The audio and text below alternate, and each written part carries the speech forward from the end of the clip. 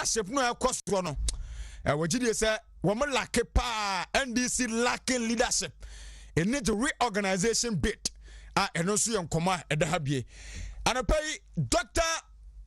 Francis Adumakuya regional organizer Yanni Bon Komo Christian Opokwa my political analyst and a member of parliament for Otafo Ora Vincent Echo Asifua and Numrei and pay Nipami and saying no transna before then no much say enche Dr.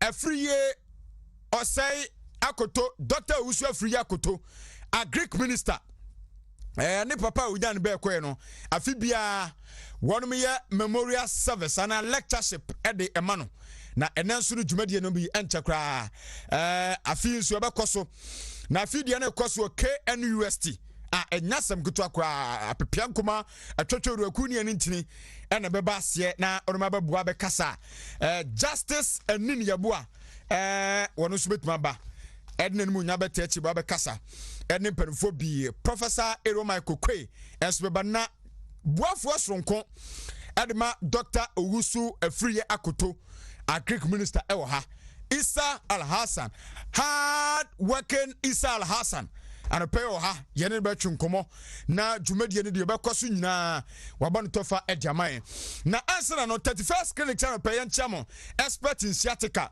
yade bia kranko bia lab wono ye bi wo ho scan massage and machine treatment e o maso ye nyamenim no kwanie emfidiom de aba samanfo yare no nyasam kutoa enti yade bia koso obu oje hu anye wachiri bia mo twetwe saa yade ne di ni sciatica Ghana ha ebibrem ha wiase nyina wono na expert ntimpacha no pefo ni fato maso ye na worumu a doctors ne some wodi nyamesuo ne ahobrase e na esom adasa okokra have do budi ni momo ho e na afrodo ni chekumase ahwa overseas wa ufri afa ready wa na wonum enie ye wosunwane tachi my goso e na sehwe bomade na fo ni fache 21st clinic na omomu a ya dia aya krankro na wonum tu ase 0540 311 311 0540 311 311 Vical 20 aya helps ena yade aye na nyamianim no kurani aya djuma pa e bostu immune system no akuti ayarewa any infections awudo nyina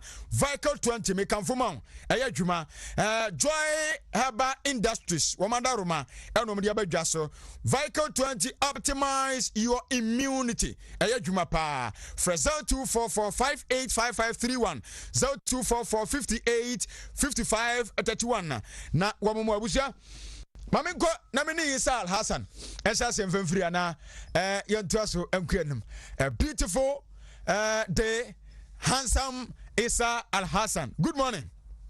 Good morning na etisai yami adumare na krabo kodi o se yade ade na osami anope boko de yami adum ko ahode o pa so de ko na ahode o pa na so yami adum enkratisai boko ja nkra enye different from 101.3 Simon Wontumi radio Masukra de nsuo to enye nsuo isa no difference between Kumasi and enso to Kumasi ntonkran in town to Accra. They said you took Kumasi no so say Kumasi adwo kakra ewia no but nkran ewia no de anu ahyepa ha na say asi ya duru Greenland sa a Greek ministry hot is an open abupra said ye mo hu no ya shasi sabre mu na say kuyafo ni hia emwa pa because nsuo na etoto no in the southern sector no omo season na start see ye ni abrepa niema wo say akande ye wo say de koma kuyafo na omo de omo dwuma no sabre ameka say eno ana yeguso a ye nti agric ministry there ye hwe ni musa nyame adom se de nsuo e ba de ko be ne sa amaye last year ono an pemu no se de na ye si pe no ye nya na sa fi se de open wo ye nanso so no enam se hye pa na ye de gukwan mu a ye se ya de bekum krama ne tona bampem but Ghana de itra ye nsuo no anye se de ne ye pe no nanso so ya nakom yeni ni mabupra covid bae Ghana beye ai obatanya nufusuo other African countries to say Burkina Ivory Coast Benin, Togo, and Nigeria. Aha no mu nyina ba ye omodi wo mani kire ha ye buro ye boode ye bayire ya tekwo ene niema pi ye keka ho nyina no Ghana na ye the bread basket for West Africa a chese enuane no ye di bi koya ma nyame adom ye soso nya kakra di wa nti no bu said the economy de niema ye boko we are expecting say this year so nyame adom a ye project a ye dey see ani so see ye be nyina say ye best by 2023 na emo pa see ye kra mu dusupo aba o mam ha na ye beti so na aburoni niema akeka no so no ye be koso aba export to foreign countries say ye be ya ye city no so benya hoɔden no ye gu so a ye ho adwuma Isal Hassan wadaruma yenya ntie se nyame yadomo a enche kra lectureship be koso o KNUST na ne nyina ye wankasa wo boss ne papa wonya ne baby koye ne mpanimfo said ya fibia wo moye no na wo moye kasa kire no nanso no ebetimi akoso adisia nso be koso o chiame ba for o sa akoto wadaruma ho nhyehyɛ etisen na dapoti be na dwumadi no be koso kumase kwame nkrumah apon yo me da se baso nyambo a ukuada echina echi 28th na this year no what is happening is like you said no for the past 16 years no bafo akoto memorial lectures no Ghana Law School for na enye na Ghana Law School chese case Riakoto and 7 others no case bi a say ukọ law school na se we nsua Riakoto and 7 others na chese one man law school if you say it borders on nipa fa hodie Ghana ye fa hodie ene emra Kwame Nkrumah Preventive Defensive Act Kwame Nkrumah echichi amanfo ogum se wo ha no papa ne abefrew se wakaka asem bi enti asem na waka ye no wodi agu Kwame Nkrumah ho fi ana se oman security ana e ban bo no watoto na asawram enti no person ye fa to prison eno no 5 years ye ni wasem enti somewhere 11th November 1959 beka kakra mi yenya republic status no na yete se sojafo bafo akoto ni fie wo Ashtown sojafo asarandu ha no papa adan a ese bafo ene 7 others bi ye niema bi a Nkrumah fi se ne ho ne bonyo so be kai se the terms na bafo na National Liberation Movement NLM and ebe UP tradition no sure ona ne da no enti yebechi wo mo ekoi na yebechi wo mo koye no yesi wo mo ko dem 5 years say ye ni wo ma sem kra emfo mo ma court enti the time the munu na JB Dankwa bafo akoto fa lawyer ye nia JB Dankwa popular president yakase no wofa na a lead case no e wo high court enti enu munu na em say high court no bu ase Nkrumah wo Wontumi parliament wo Wontumi so mbeye mra kire se obi a oye bibi saade na oye no ebetimi de nsunsanso oboni ama Ghana as a state no etimi chi no tum enti enum no JB Dankwa make strong case ene ye de yeti law BSF na habeas corpus na za habeas corpus na ye English law na ye de ba Ghana ha say na JB Dankwa make argument say e was say nipa enwotwe na ya che omo no ba for ko 27 others na was ye do mba court na ye chiro say no ma ye enti na ya che omo enu mu na ye bono a chese anye chese later no aban sisan ya itimiti afibia no law school no yes because issue no borders on human rights okay enu mu no fight na mu ne yenya se ene se wuchi obi a untimi fa no ntum 48 hours beyond 48 hours I was aware the who processing in the court na yekudina se manase ye man bill se asem no enye meda anase bibi etisa enti afibia no ye sa kasachire e dey remind the Ghana for say emra atwamu emra bi atwamu no na ye hye emra bi ase a emra no stifle your movement stifle your freedom of speech. Yes, stifle your freedom of association. Enti say yankaka ya ho saa. I was see who baby a free bar. Na any baby a bedru. And what to say it be more cast a culture of silence. Me tia, maybe say Miss MP will become wasem. Me tia na ho ya me say ebia nipa no ebia no ni Ghana. Ano onima bakwasam so. Onima bakwasam. Ebu why deliberate. Sure. Onima bakwasam ni kofo ya come wasem. They read. These are doctors who have gone through the mill, PhD for nim the ekosopa, but more your money and nam say bia aban no omone no nye da ko ntim. But I know the me penfo be kan wasem.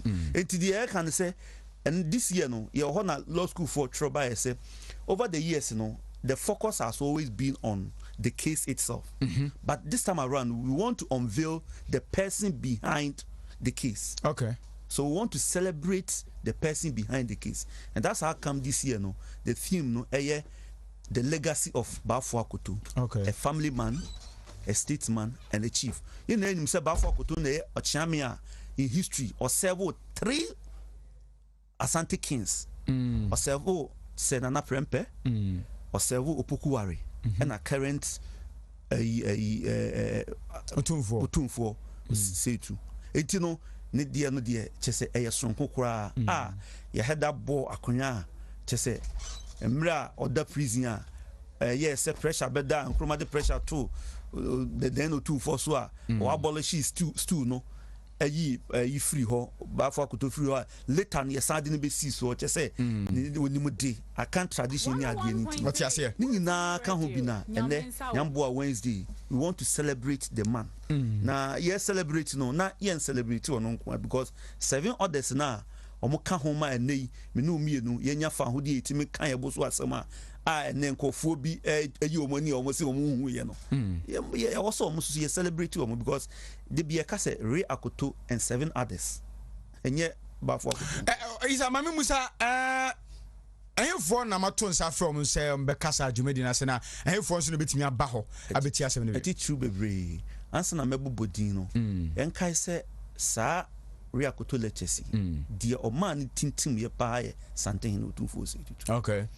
Emra ye first edition 2002 no and obo foto to ho say Bafo Akoto endowment fund say yem fan to na afibia yem fan celebrity fi say nipa no ne wa ye niema e kadum a chese ntino but unfortunately no Wednesday no awukude okay ntino yesi ahemfufo mpie ntike bia nka minim say Tumfo no ankasa de nanim nyamba betach but ontimi ma ntimo so mo date ni so enyeye say we say yeah this is the second time we have postponed okay you know na adwena man but ebe koso omo de omo spirit because ono omo ye documentary omo be kasa wase ebe di Bafo ho adanse ene ne nwuma oye no oman Ghana ene asante man enti ye hwe ani mu say Chief Justice under whose auspices are program me koso all right obeba Attorney General Wilfred Odame honorable Wilfred Odame and so baby na oba ono so President Arisan na numa sam ashema okay na in the course of the president so goodwill message ye be bono ewo ho a kire atiefo mbeba nyina na the obesa ba bio ye former speaker on a guest special guest of honor Professor Michael Okwe ono ene be special guest of honor na ye hwe animu so say chairman of the occasion Kwame Pianim ye renowned economist chese ye boni dia na Ghana economy any political history untimi enyino enfrimu the asem no ayi pa kesi wo mu no the keynote address Ghana Law School trebe no omo pe obi a oben Bafo family member no be din ho adanse because the focus is on him until omo tutu omo no omo anya obi a say Dr. Usu Efiri Akoto say Minister of Food and Agriculture enti dane de ordinary agric se no beto na wa woro no na agric ntuma no na nipa hu ni say Bafo eba okasa okasa edi ni papa ho adanse no odi asanteman ho adanse no odi Ghana nyina democratic history ho adanse enti eno na ye hwe animu ubusa se ho na timi ba obia timi baby okay but be mindful of COVID protocols yet committee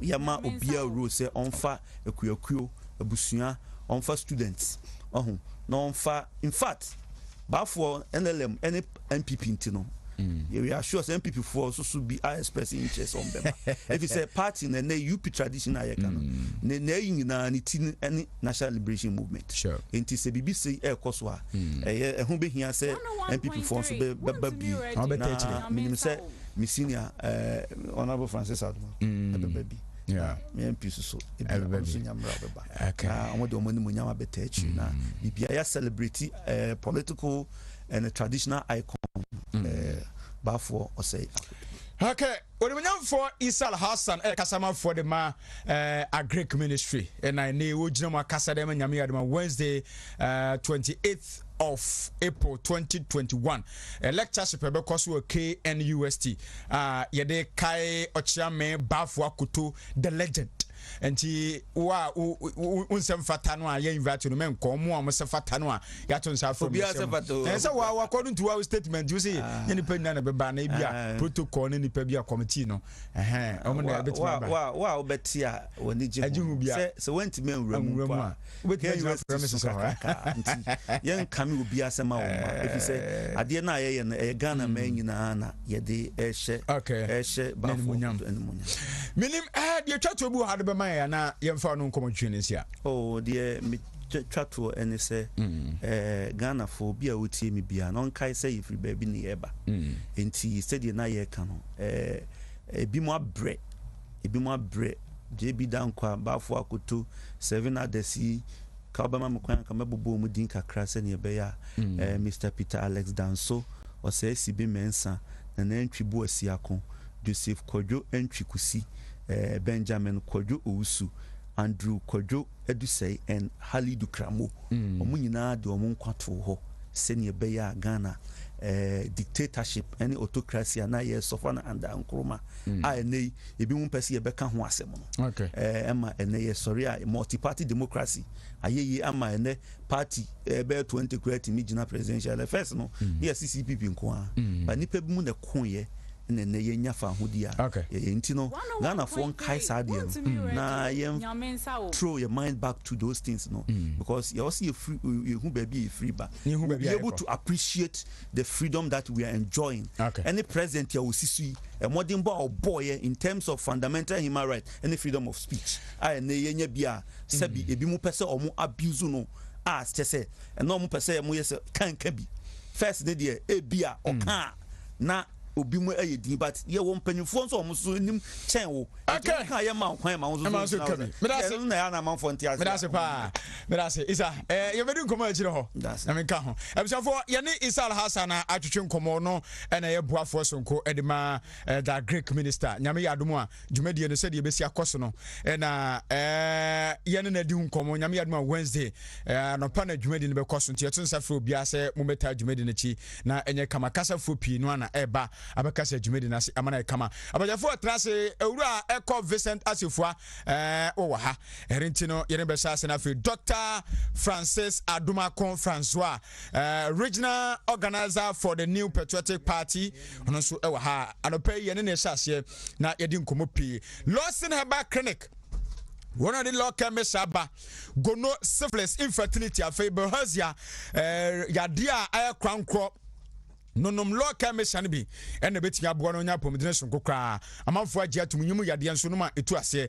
delay man capsules ne memado male vitality mema maya mre ewo mpam amutimi ne miri ne mutimi nya guroje no munu me nse protein problem na no etu free ho ane yade Lawson Herbal Mixture enso abadwa so eno eyamo won ma hotuto malaria wo so menstrual pains cocoa fibroid nonom bina emwa Colinac Misia Badan Herbal Fredmans Hagme and Apedank 0242 133577 0242 133577 Lawson Herbal Clinic your friend of Virgin Dr. Sparkat Care prostate diabetes hypertension sexual weakness and on pembrande nyina wonu me ho ade for no facture odum angoma so wafani afie ho ene wo 0241 641415 0241 6414 15 Dr. Francis Aduma Doc good morning morning na bakodi ya choma kine bra from kakrama Say be a say ye. Nyame adom na why? Nyame adom. Say region mboko. Ah, bia ye din. Organization be bia dem. Mesi bia ye din. Cool. Be bia dey added edadin. And I no pay ho feni. Huh? Hey. I no pay wo contest show ne. Wo time wabo. Enya grow say bibia ekoye. We am konkwensani. Na I no pay so na in fact what shall say? Eba na meet you.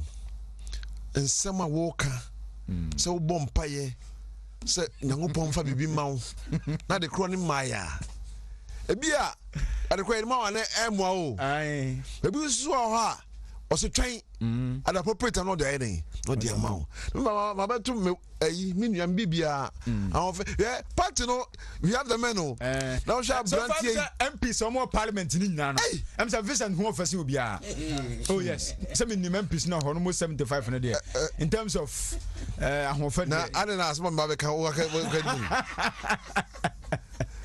na mekae paa sɛ yeah, prior to 2020 election, not various works yeah was antimantem ha. I said, me calling you now. I said, as on the original organizer of the sale. I said, Ofa was in me. Ofa was in me. Hey, Papa. No wonder say tafufa pankrono for to aban boom ere e mano me years obedi MP na ere ache na ni papa so e de nanim say de o kan no wo say o ka bibi eno na atoma koma so eno na me ka che me nua Vincent say bibi say samre say o hwe bibi na se nsan kan ya on train dabi obekai sas ma make e de no so de be ne e be ba e se bi de ba no pa ebi de ba wia ehde a wo so de nam kwan so ye den ba eno na etwa say ye party fo no nyina no ye de say ye hu kran say anytime bia na de o hwe no nsa be den e be ka obo ho wo pe dibre bi ne nsan kan ye me kai pa say mra bi me personal story na constituency organizer me di organizer was kwa na yewra credit kankam say wo free so akwakọ pe MP adi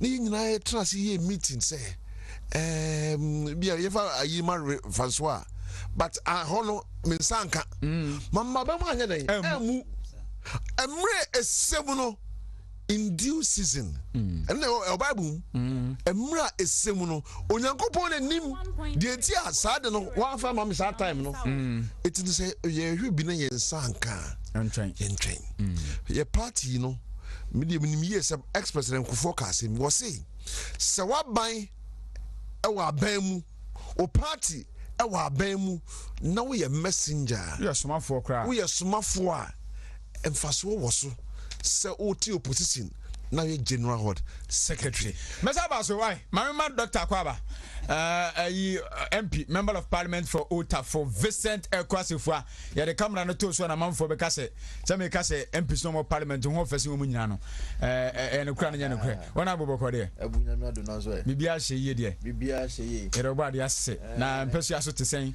mpesu aso boko amenche ye mama kremo mu kaka na menya o sound no correct pa good for constituency for na penyu for him for ka for hine pankrono atafo pankrono hine constituency executives chairman donko any constituency executives kan ho nyina polling station executives mi che obi bia nso so we hwemo I think since 7th January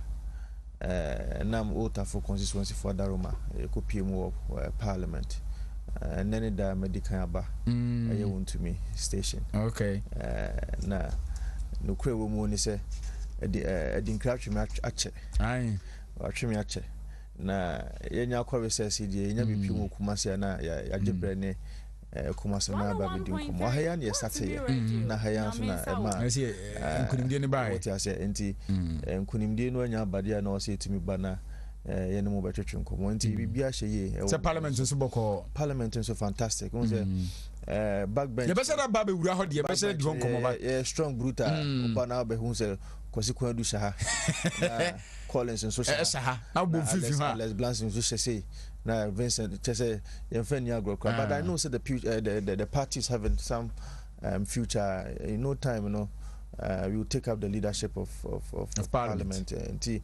Sisi anu di adusua. Yawa abotran so. Na baby Nyankopon di adri, especially at a young age. Ya nikura so dada. And His Excellency the President in so 2017. Anya hwekwa no mama konya mama koye Ministry of Education PR. Now what it means, say he has some amount of belief in that, and he knows kakra so we are not perturbed, we are not bothered at all. Okay, and we support whatever he's doing in government. Masa about Subiu. Now, Mamintia, Mima, Minuansu Aquaba, Christian Opoku Ajima. Yes, Christian at the same. Yango Pardon, I'm saying for no way.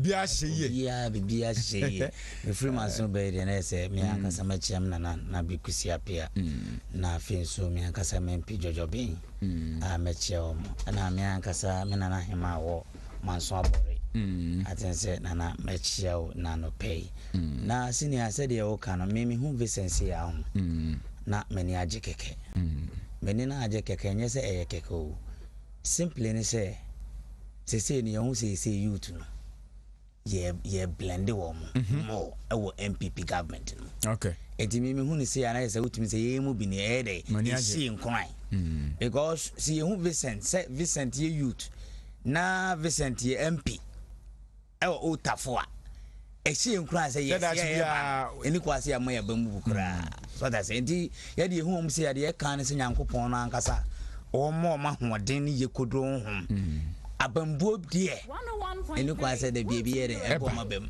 menim say nyame wo ho de o ma sha ase no menim so mo de kwa wie ma yensu ye bia yesua wo mo no etimi aba be to aso ama bibia etima ye de aye kama sin enti on that note ne de menim say ma ba be hia François aso de wa wonim adwuma wura ana me de me frɛ no nkotonkoto hene. Yes, adwuma wura adwuma obogo okoto enye easy platform bia so ameko bia so me hia papa yi eti wo no so me ka chi nyame hira no. Okay, merci. Masa ba Subiu ma me sha asem frɛ François hona me kura nim na on the issue of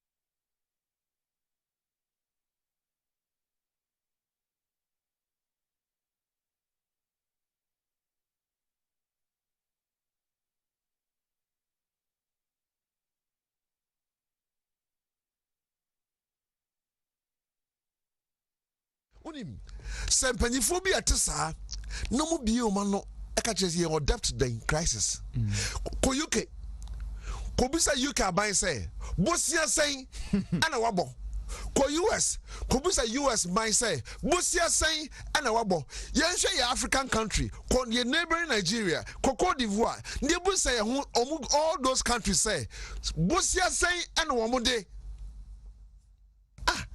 yeah sometimes say o mine ye chichire o mine na ebi mu atete baby no mo tutu bo park no so wa na medwen ho amenti ase hwe woni ha and of so many students on one year school now one year adwumaye no mu ni adwumaye MPP aban ba ya pe and you see bibi ba ya friend napko sam jona no way oh I say go for ha say oye papa yehu say he's always finding fault with what you are doing o meka say mi ntia nanado ene ba omia we are in debt crisis idea debt crisis yemu say who say time na nkofo pe enwuma aye no Jona no way South Africa juma na ko bie no enye South Africa for no employer mo yemu say Sam Jona say Ghanaian say na why employer omo in this particular regime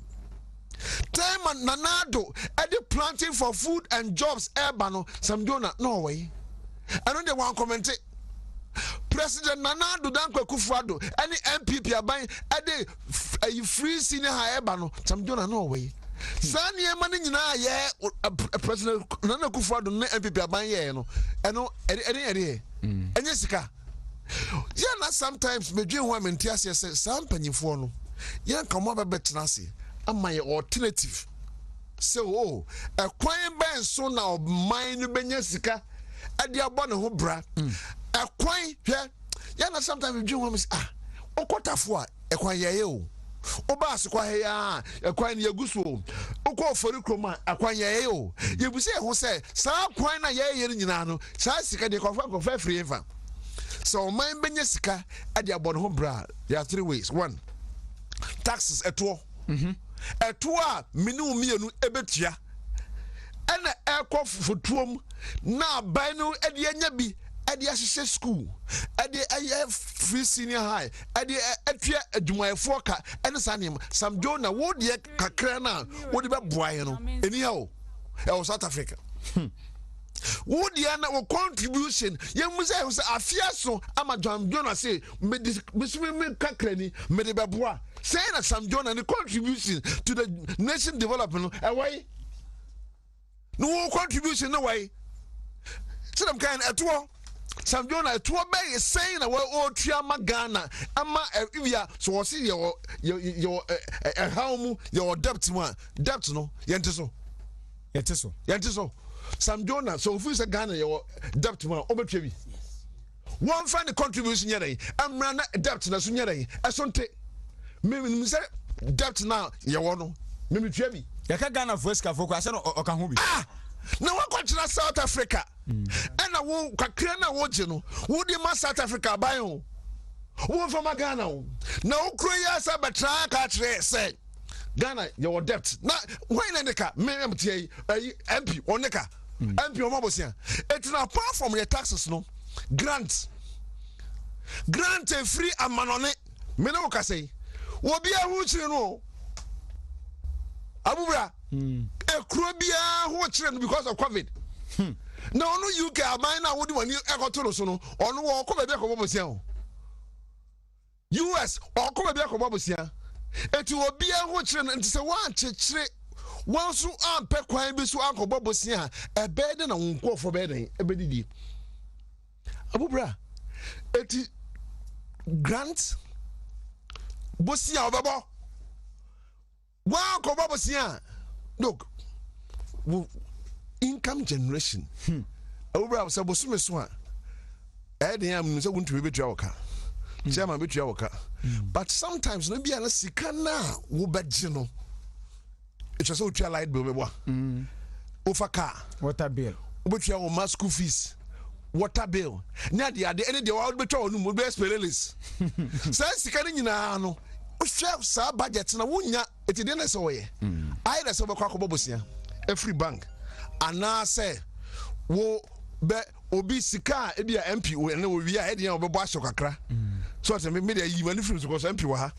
So eti no sika bia MP de be ma ho. Sika bia me na yi be ma ho. Me de be kontam. 101.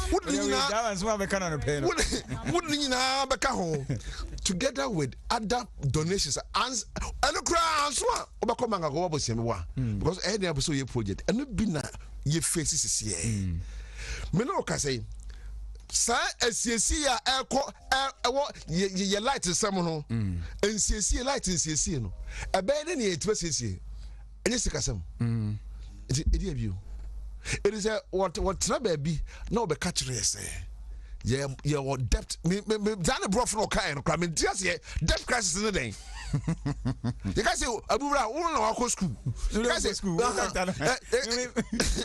nyamo me doctor today you guys say debt crisis in the day bosia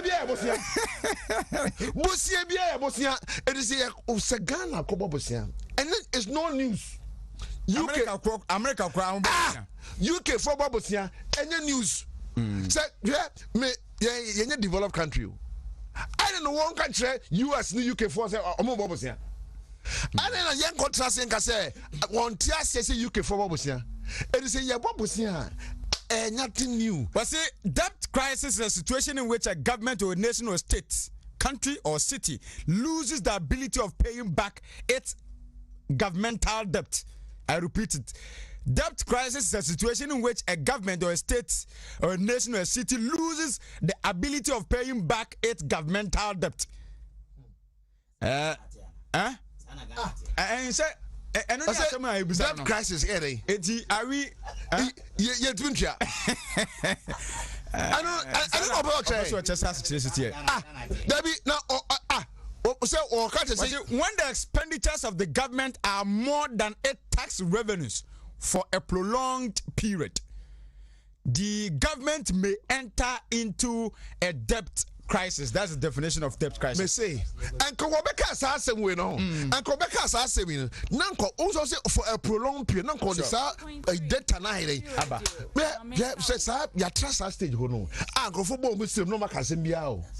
Wo Rebecca says we ya. You have to Chama kan say science and data. Nanka wo de data night ato ho. Ni ya bobo ho. Ni ya hu sa small kan and the cross anya den. Anya no kre. Ni ya musa no ho say efisi study Bobosia no MPP by from 2017 Bosia sen na ho Bosia na ho ye tie bi na se ntua bi so o patra say ye tumi ntua wa etino ye o pa me ju am ntia se because me the minimum you said from 2017 up to date no e ka na ho ya ire ye yibi ya ire afri ho it is a buy it to se na niam na timi ni scan bi afri ho asmo kana faso bi me tiase atos mienu na do anu sia man and this yaban that period na economy no say na grow yan yaban so e grow on the average 7%. 82 and this is the 3.4%. And no time no some journal no whatever some journal time and this economy e grow at 3.4%. na free senior high ni ho na planting for food and jobs ni ho one day one factory ni nyina ye capital intensive sa project ya na na do eye nyina ana kwa ye wo Ghana ha nyina no enye sika sa intelligence ye ba asante mantema enye sika ye ba be hospitals ayesi enye sika ye ba be boso be su se pe minwe okoman okogye salary those period no na national and this one what you say ye kra ye teacher ye fencing yeah book and research allowance okay no omu twama hansa that period no wo mu twam mate na say nyamia ye adom na ahochira abai nyina upon all the covid na at the end of the month o bank no sika demo na etwase de nyamia ere ase that time no near employ 100,000 you say I employ 100,000 some do na onka ho asem me da se sika sam ho komo ne die mesma man ko peska ma beso meso a ene yes 26 aha ne ntua me ka man peska to me mra healthcare resabia fufura abepi kumasi kuimu ɛwɔ anoma so ne oduo kwantempɔn no so sɛ ɛyɛ dwonso mu yadeɛ yɛfunu mu yadeɛ mpanimfoɔ a wɔwɔ prostate mu ɛhaw ne ade hepatitis ulcer anaa biribiara no ɛno nso yɛwɔ nimdeefoɔ a wɔn nso so akwadare ɛwɔ saa ayaresa no nyinaa mu yɛwɔ scan center ɛno nso so yɛwɔ scan machine a ɛyɛ abɛɛfo sɛ ɛyɛ awoɔ nso so na wɔpɛ a ɛno nso so ɔba spark a ɛno nso yɛwɔ nimdeefoɔ a ɔno nso bɛboa wo yɛn adɔktafoɔ a ɛwɔ ha no agyi nteteɛ ɛwɔ Ghana ɛne ewiase afanan nyinaa oba na sɛ wohia massage na na sɛ apɔmutenetene a ɛno nso so yɛwɔ obi wɔ hɔ nom a ɔno nso wɔ training ma papa firi amanɔne yɛwɔ nnuro ahodoɔ nyinaa fɔ yɛ yadeɛ a yɛtriti wɔ ha biara Spark Healthcare yɛsɛ yadeɛ no ɛbɛtu afiri wo nipadua mu Fresh Spark Healthcare wɔ numbers a ɛwɔ TBC. Come in. Hey! My castles! Oh, I do not want Papa. Zipman capsules. You see, the mark of Moby. What money has it? I know what you want. Zipman. What do you mean? Me, you didn't be in jail. Was it Miss Ahima? Me, Zipman capsules. And need or the future. I didn't know where this for that mission. Me no yen asisi me amene my your best simon kan no na me ni kroshia no nya ni chebi ama me na okuntam ha ma ye nyina so abra me no solar mission resi we chai man nyina ene what seme ngwa na kroshi na ma kwa na yusu en me yusu me ma tu me kunu so no ye no esiesie no entene on fa ne nsa nhye ne baabi bie mu Oba onyim oba omanofo ene akwada onni mfie dum yinu enum solar herbal mixture bi sanso na obi onni mfie dum wotwe enso enum Zipman capsules MD ahwehwe saa adwadie nkratoa mu agya to mu sɛ ɛyɛ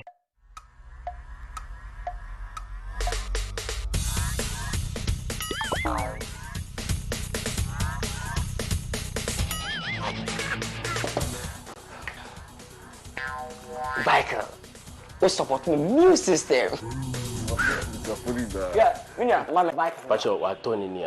Let's go be able to go many better. Me ko support my business for your immune system.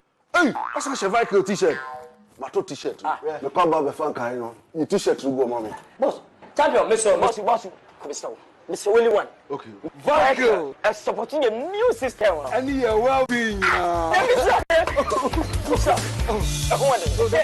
Vico 20 is not suitable for children under 12 years of age, pregnant women, and lactating mothers. A quality product from Joy Herbal Center. This advertisement has been vetted and approved by the FDA.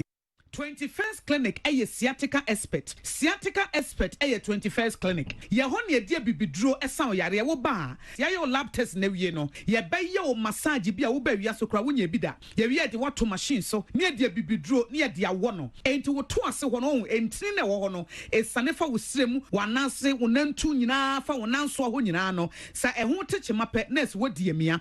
Ye friend sciatica. Na wo mo ye expert e wo Ghana ha no. E 21st Clinic. Ye more than 10 branches e Ghana ha wudu sunya ne ye nie kumase enkran baabia say ye bia foforo e wo tadi ma efie kuma number 9 ho na sciatica expert 21st Clinic adwuma obetimi afre wo frɛ number no branch na ben wo ne a kyerɛ wo na wo kɔ hɔ 0540 311311 0540 311311 sciatica expert 21st Clinic. Message na ho, me no kasa. Gina ho. I know the am fahu. Na me asu kam. Efo, me twam na me pretty antoko amuko wa ha nyina manitua, but ene mo ha no etu atwa. Ti na chedi ampo na Danny Herbal Center so. Akofa Danny Natural Herbal Capsules so dia ba. Eya for male vitality. What's am ma wa pomodene. When she a Danny Herbal ointment. Eya for body and joint pain. And your family on here. Oh, Jinka. Na me ya do my Sunday mo maba for le. Yeah, baba do papa. What if you have it? And you more ha. Na me aso. The ordinary na minim. Me amedi hu adasem. Emra me nya malaria no. Danny man heba mixer eno ene boa me. Eno de malaria dura no. Oso wa yade. Na wonim me sabe ho yade wie no. Na me timi didi. Timi je Danny ton. Eno ana me manum atos. Uni ha wo bedidi. Na mo mesrew. Anwumre me fa mre to be fasting. Dani Herbal product wa pomodin ho hia yen. FDA ahyehyɛ saa edwadie yi nkrato yi mu agye atomu sɛ ɛyɛ.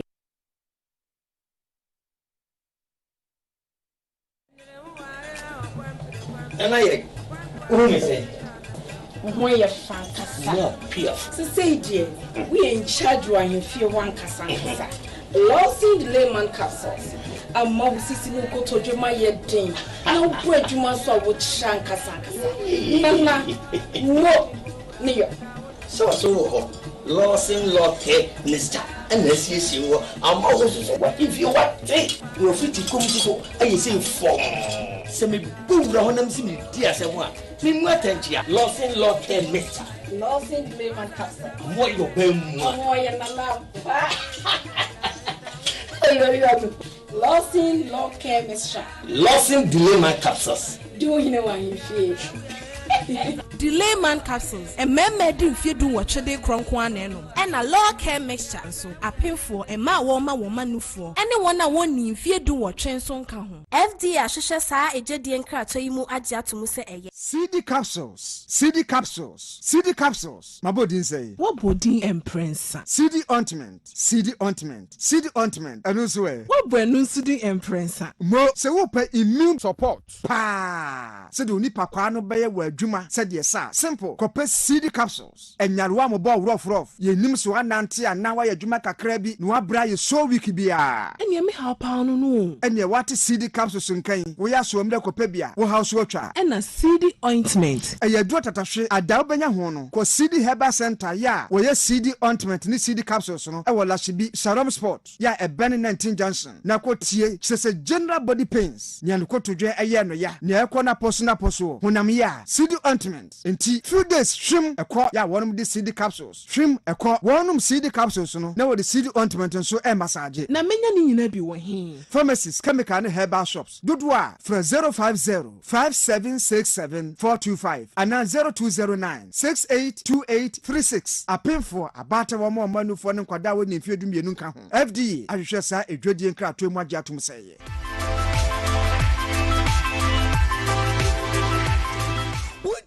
any solution bia oba house debt crisis it is a debt crisis no account to work no is it dey oba ya be debt crisis no account to work senior is it dey solution be no dey aba solution be na debt crisis na o kan wasa o dey aba ye ka sama papa pani won tsam do na dey o ka sama na ko ma solution okay debt crisis esi okay Ghana if you see a fire e bet me am e det na e dey aba form want me am tangible solution bia na o ka say ya o be ka to am Ghana for ya bobo abaso anase ya e dey etimi de enam se wotena o ma ngurugo da shanti kura gu ye da bia me kasa me ye papa sam do na sika e we nyinada watimi antimi amfa nsha anglugo da shantim ama anglugo me hona me yem service o boss mines hona me yem service that time na me yem service 2008 no masa hona otum say yes so we odwuma on mines na ede o mo trata sa ma de ne de egui eti say na wanya opportunity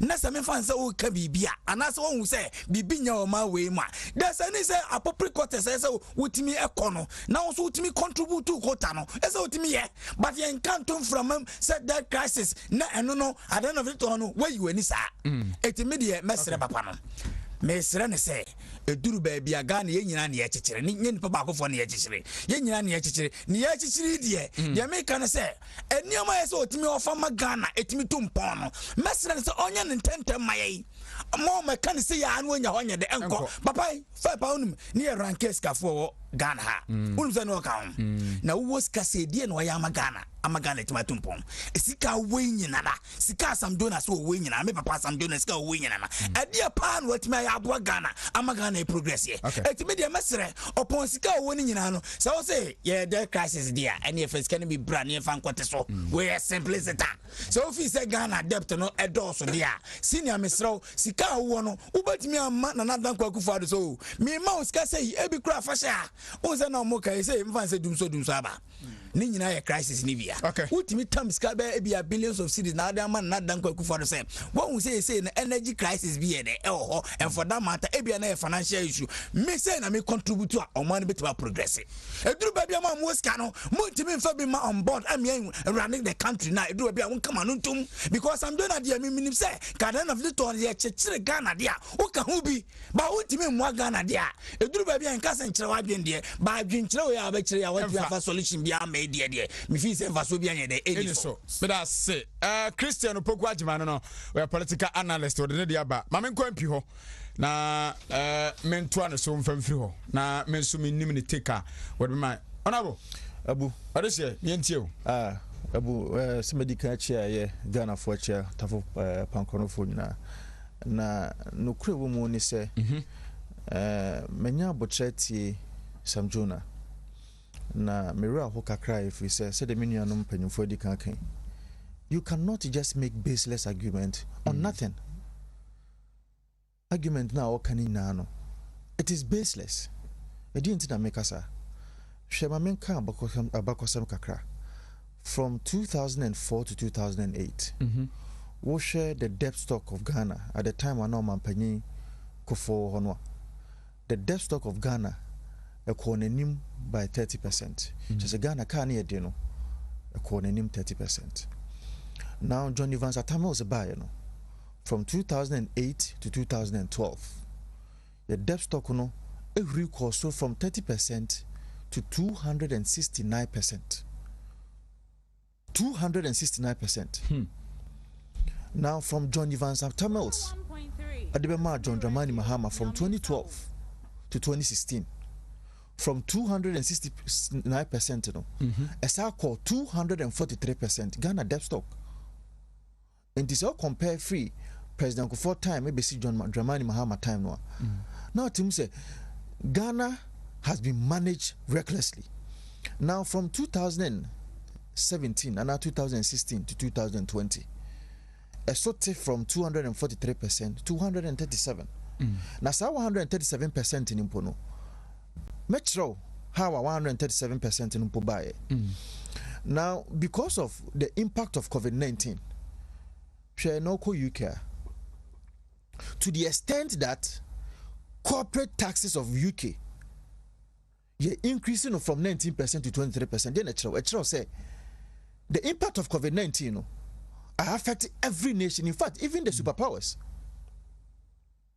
Even the superpowers. And until Ghana ka ne says some journalists say oh your debt crisis into the state of our debt as a nation and ne 291 billion. Now say 291 billion no a young crop say oh so the share GDP no you are crossing the 70% threshold. We are about 76.1%. Yes, no crazy are crossing the 70% threshold. But you must say who say 291 billion no a year then at 291 billion buy. Share COVID-19 buy no. We share the fiscal impact. You can fiscal impact the amba Ghana is kasem and I say my boka during the fiscal period you know yabo a car 19.1 billion Ghana cedis. COVID-19 kwakiko nobody dreamt of COVID-19 obien who also die say COVID-19 beba and until also Ghana copper busi about 19.1 billion near the CARES program near the Obantampa program. Nobody anticipated that. Ebio, what should the financial sector clean up exercise? No. That was due to the recklessness of the NDC. NDC, Omwame Bonia, John Dramani Mahama, from 2012 2016. At the time, Dr. Mahmoud Bawumia Central University, professor I say, and I saw Shebo. Say Ghana, your banking system no. So the hunu no. Ya shwenye your banks ni begu ampeni ampa ne bemu. Now the financial sector clean up no kwano. E kaya bo enso ye 21 billion just to clean up the sector. What the 21 no e ka 19 ho I say. Bo calculator ne hade. 21 billion plus 19 billion. almost 40 billion.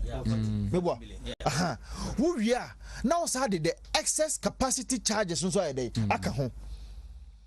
Said John Dramani Mahama na aban at the time beko akwaje and also beko sign a contract. Says our contract no take or pay. Say you so ye tua hoka. Why yes I am more bunny way and ne Sandrona what's it say? The excess capacity charges in Nkwano, I say about a mine waker about 12 billion. For 12 billion, 40 billion, I say 52 billion. Do you know what this money could have done for us as a nation? Wouldn't him the Ankasasi we bet me a yama or man 52 billion Ghana cedis. Now, Okotesa 52 billion, no, a free 291 more. Ubenya say. Ubenya 238 billion thereabout. Yes. Do you know what that means? A trust say the threshold of about 76 no ayakono. Anka yen drew ho. Anka yen nam 58.8% as per the GDP. What does it tell you? It tells you say nye NDC amemo bonia. Anka Ghana your debt issues and as a debt stock I could do 291 billion no, and can I'm just 238%. What tells you say even the 137% and I make a choice say NDC for and I say from President Kufuor time na 30%. You free 30%, you know, you're about 269%. You free 269%, you know, you're about 243%. And yes, about 137 during the Kufuor's time. What it tells you is that 137 in Pono, Kayendru. Okay. You will be doing less than 100 and what? 20%. Or even less than 100%. And some donors. Do you say at this time now prepare about Bontin be lamenting this issue? I was say your Ghana for your debt issues na say. And only me interest as a member of parliament. Me interest ne say was ye timi church Ghana for ti ase. The entia and Kofobi air kase we are in debt crisis. We are not in debt crisis. Because enya NDC for amemo boni no a. Ana enya COVID-19 yen na yen nim say COVID-19 bi beba. And we wouldn't be in debt crisis. In fact, you say you introduce the energy sector recovery levy, no. Ote Samjo na money NDC for because Samjo I'm just talking about the NDC. And then some more Ghana hakai. I've already told you go to UK. United Kingdom, a superpower nation like United Kingdom. It to me increase almost corporate taxes from 19% to 23% during COVID period. Just because you're here sikai the idea at your bomb man hobra. Okay. Some do not say any day. Some do not say any day. Before COVID, go and look at the economic fundamentals. It was one of the excellent fundamentals even in the world. Ghana was one of the best, or not, and I said the fastest growing economies across the world. Before 2019, economic growth. The economic growth of this nation averagely was about 7%, and your COVID never seems so bad about 0.9. In fact, there are some African nations they are doing recess or they are in recession, almost called negative growth. Now, what do you want your mampany Papa B to say? Nanado Danko Kufado. Citizens of other African nations. Omusu so bunya president bi say Nanado Danko Akufo-Addo nkomo man no so no baby adru no enye se baby ayede ene na me enunti no mamen kansi sudia. Okay. Say Ghana as a nation is not in debt crisis. All right. In fact, you manage your debt issues excellently to the emulation of World Bank. You manage your debt issues excellently to the emulation of IMF. Because your debt crisis and yes, I'm doing on our account. And IMF anyhow. And World Bank anyhow. What's some doing on our account say Ghana is in debt crisis. All right. On what basis? On what grounds? Yes. Data no way. Science no way. Yes. Stronger than baseless talk. Baseless talk. But I say, we echo Vincent as a member of parliament for Otafo, Abattoir, and Persiasho. Doctor? Yeah. Ministerial appointment here by deputy ministers here by Manfobi Kase as a ministry deputy ministers bear 3 near there. Franklin Kudo Munina can say Omon Tiasie why president no a bit me the deputy ministers bear 3 I call one ministry. Minim the impact our Ghana economy any the development of the country. Minim will take our answer more Imani Ghana for no aircan. Abu I can't story be na papa bi on neba omote bicycles and omo kita ne masaka ho omo kwa papa utiri mu odin adan na wo bicycle ketwai wa muti so wo bat so ana load saka ho ana papa no wo jae ana odi ne ba no ko atraso ni load o say papa we pa another group what do ban ko atraso na wonam fom and my partner is okay and ordinary ban nyina be see for not the load nko anso o say another group say adan na what the load nko asi bicycle so na no ban nyina nam fom see there will be ye bia no you a group of people o meka ho ase unim first leg your first is your second leg ni first leg President Nando Danko Kufuado a group be say hey ministers no 126 papa no nim the way there were certain ministries, for instance aviation, business development, inner city and zongo development, monitoring and evaluation, planning, regional reorganization and development, special development initiatives.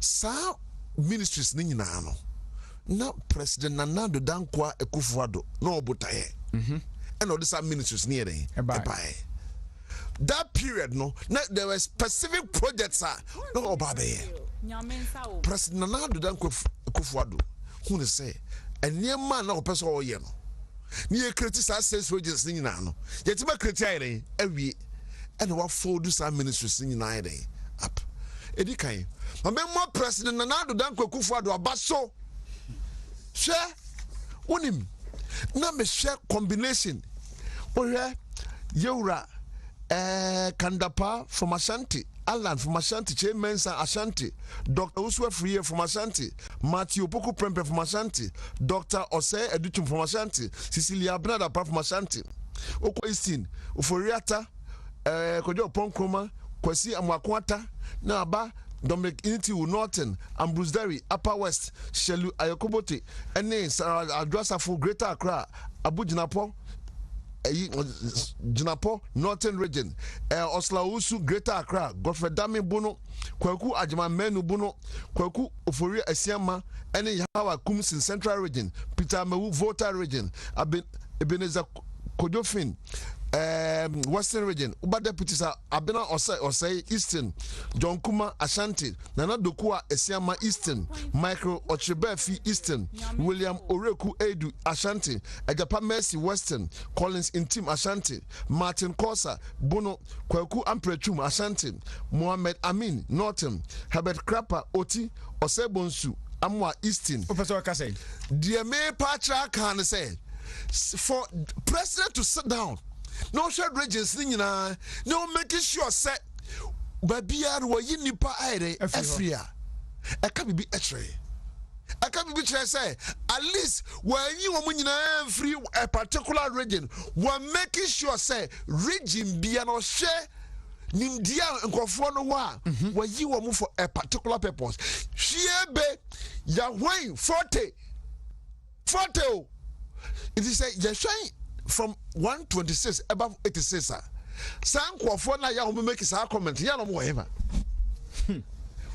why you 40 a free so and you no comment 40 a free so no comment now what share eniyama wo certain ministries dwumadi wo certain ministries and was say eniyama wo certain ministries no meyi miensa omonkoboa and so what problem me dey don't come feel say at the end of the day we try ama period na kwa wieye the period na kwa wieye na say woman man justify your inclusion what be kan wasem unim make way susu no magistrate dey ba ko pe o magistrate dey ma deputy for no so say Ashanti na me president na do dan kwa ye na say so why adom wa ma ye bi ye ni aso but like Oliver Twist we always ask for more atosubio woman ya pa woman minimum sa fi no mba converting magistrate dey susu ni say me pa e body say woman na go through successfully woman free Asante mantem ha and woman free ha woman na go through successfully so dey woman di o manim no e go through no okay now woman ko justify inclusion say president ankoyi minuen asafwa na wo yiwu sefa there's a papa no wo gidie re e wo mu magistrate dey na say woman ko justify woman ko brand woman ho ase emma woman substantive ministers near one okay 2 woman ko ye adwumaden na dietia papa ni yi woman ko ye no papa enu ho say akogu mani mu ase wan ko bo mo ho den wako ye asobrache ko ma ho so ye ka say da na wada bra ho ase no ensahwe o ti say dey bra ho ase etwa say okoto akoto esa wo dada etwa say wo dada wo be fu obi asese kra na je to so bio say hwe wo koyi wo ya research assistants misre me de bia me kasa ma santeman research assistants no yenye mo mfiri Ashanti region here wo ya aid special aids yan fa mo mfiri Ashanti so wo ya obi kra mo waka o car driver because me am come car because me ni bi oh but say but nyame wa do bo be MP wa deputy minister Mr. driver na wo hia no from free constituency me da say etu say oh e wo yes an yema ni nyina no at least wo deputy minister no when your driver from Ashanti region, when your personal assistant from Ashanti region, when your research assistant from Ashanti region, nipa miensa now munyina mo yere as you say your 10 deputy minister from Ashanti region 10 times 30 asonte ye it is mesre wo mo okay magistrate dey and say and e bi oso so wunya me deputy minister no ye frɛ wo fa into magistrate dey mesro koso afa koso afa course no okay na mebru no who say afei at least o balance who miss course cry now send it back call it back very important okay said the be ya na me sra president nanado say wo my deputy si mesra MMDC so any diem party for no yehwem na wo mo se fata no yenyom ebia si wo so e ba no so munya bi yenya mo mesra na wo kra obenya bi oh ya dey say party aduma ya dey boja ye na nkofo kono na adwuma no so ye ne esote okay me da se pa François me do besia said you kind no na yo the misraw okay I said them kind no yeah about this say mamre bia ba bia no me dey me dey aso no me empua me da se Francis Adomako na wate ne nkase wode ne de atumi abanti ye beto aso e de afiri ha na yakọ ye na kona afi ye nto aso mfamfiri ha na Ura Vincent Ekwasifwa ewa ha member of parliament ni wi a e bo nkomo pa wo constituency ho na call parliament so feelings no say the city na ye di nkomo pii ha Opoku yes boss yes mamintio on sa deputy minister's appointment aba manfo sibu ha so ye ni miensa nipa mi no doso dodo despite say what so be nipa be fota every so still manfo sin ka bia baku bia na mienu ankanye bad trade Abu before say me kosa issue no me de as that PC kese pa my regional minister I didn't ansem wo me kwa agogo I didn't say Mrs. Sisters be or agogo me ko Asante Achimagogo yeah Asante Achimagogo but I was say previously no before say na MPP beba be Fulani sem nana masa and ye moto ashe Fulani sempa na wagogo ebi wa ya de hye be kona ye Europe bi ni ade nyina no se ni nyina atimi agya idea me di aseda PSA pa ma regional minister Simon say mensa in fact papa na ya de dodo sa de na me pe obi a otimi say yes oba obetime anya kukuduro atima ye de si sa de na no kwan but ye minister kire say yes odo asante mine ye da na se pass wetima ye sa de na ma enti de meka ne se nyankopon ka no na nyansa ode ama no no enye soronkokon asebe ya obetime develop asante mama asante man so ye de akona nim sinia ekoye nim no nim ya na sometimes in Ghana for no eduru ba bia minim dia na ebi de pa nkasa sinia se hwe ya first nanado government ministers yi odi bebribi ye de ekoi na Ghana for years o edos dodo na wonya akwanya bi mu onye de onte so ampa odi ose ayoyo wonya akwanya bi mu no watimi atiade iso ama watimi se number kora du ba we ka se na wagufo ado sa ministers ya wapa o mu ide kakra we obetimi no ma ye adwuma so ati ase kura ni nyina ye yem hyehye but still na wo se bibia mu na bam hwe wonim se deputy ministers ye bai ya kika ni nyina boma ye 39 party ase 39 na wa kasa ye bebu amamu said the first pa NDC time kura no mutimi fa be 80 something ne sa ne amane we dey was 39 deputy ministers na wonim baby wo say omoye miensa omoye he amamu na ebuo no senior obi o timi ye research hu say area hade me here certain forces be say be there beko ha and for that matter yes me stranding hoye it is a president na ye research no hu say ha no yes me di nipa dodo say na there ekwa ni nyina mu no kura na omo 39 that's nothing wrong hwe baby omo kan hu say trade omo deputies near the A3 and our energy so deputies near the A3 and local governments. So what I say, a honor me 333. Apart from this, no, baby, I get a bia beams. Et you know, one reason tia, what me say, oh yes, I dear. Now, dear appointment here by media, me Dennis home. Nana don't work for the same no to say, Mabruno, or what did you with you? So I say, what did you with more to say? About appointment, you can see, say, near the many fees and go there. Oh, and penny phone one year, the more money at the other. But him say the Mabruna blended because our Ghana stars, Utim say Mabruno, yeah, number 10 million. So I say, you know, some will be because we say, the Mabruno had a frasana. Media may always be a champion for Mabruno. It is a BB say, cost none among woman deputies or that. So I say, Okofana, Sayan Kasa, and just so MP, Utim so ede, Osimbi. So I say, no media, mission your money na, was na Tamana, a Supreme Court, no. Arabia na sometimes no Kasama, Yan Kasano. Fatih Abubakar, fantastic lady, fantastically. Me who say when you be an hey. And I could for I pow, which is a steady amount for papa. There's no information on a deputy, upon Croma. Yeah, to say, oh, you're fantastically damn say, oh, Papa, you might the honest way you saw, or you saw, you to know what's so more good money. Just say yes, or person a moment to be unique because there be a, or say, yes, Mozongo, are not you. Yeah, I am not here, Santimamu, are not here. As a Yame, I don't say, say yes. Mianka sounds so called. Mianka Samin Pessoa, so I say, course out and so on. One was 1 year per moon. 1 year minister, Nibia may say, dear man, so Hule under the Fourth Republic. Mr. Nanko for Nasa, this I record. Okay, Etimedia, the American say, I'm a Bunia form, senior, my dear Bakwa, Miss Reni. Mesrepa. Party I teaching in I drew baby a Bruno Plick Europa. Mesre, yen none for 4 ne, ye for my minimum sisters are your brothers and fast woman appointment. Mesre, a Mebruno Pani Yame. There's a need say, a Mebruno Fafon no more from say. Ye person say, yeah, Juma, not some more opportunities to meet me a bois.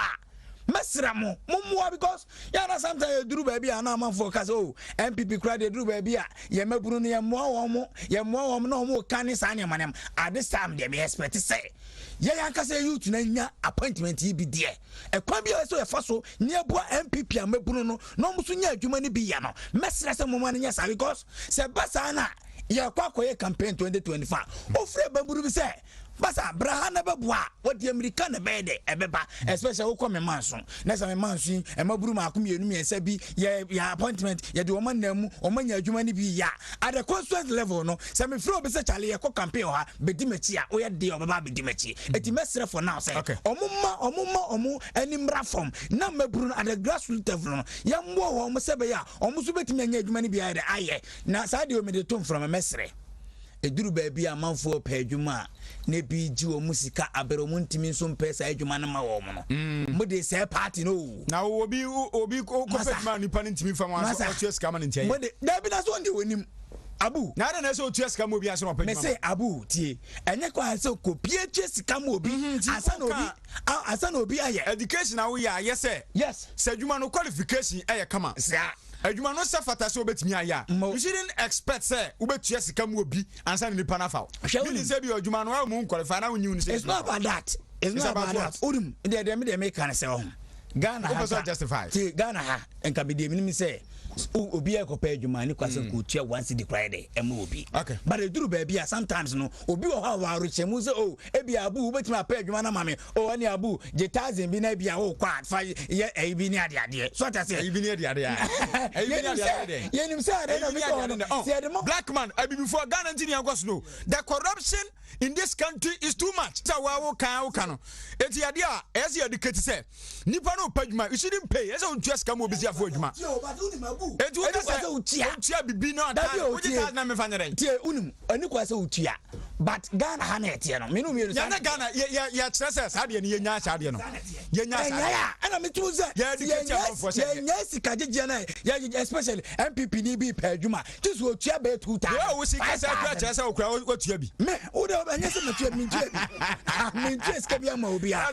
ba me de complaints e ba me ho no ana mpesa me de ba aka say ba ya ye nyina no ye kwaji obi a sika na kofa boni bi anyere embre party no na party no e ho nkwaji 2024 me say Cristiano Pogwajwa how do you fast adia me ma nko sa go MP yeah ma wintio e was appointment yi ho na wia e beba be di nkomo so constituency o mentio right in 2017 His Excellency the President winning elections swearing in on Ghana for di nkomo Rebecca for the first who say o mampanyi bi appointing ministers obodin no actual credentials say this time the amfasa the entia or appointed any dwuma kra odu kodie e was our ministry ho and so the circumstances of 2017 no are different from the circumstances of 2021 in fact in 2017 no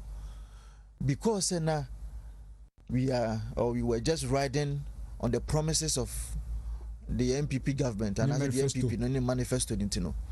We came into government to make sure say Jumedia and now say Bosha e share Ghana for no. I was a could di ni ye. Until at the time we have Ministry of Education. The number of appointees at the Ministry of Education is different from the number of appointees at this time.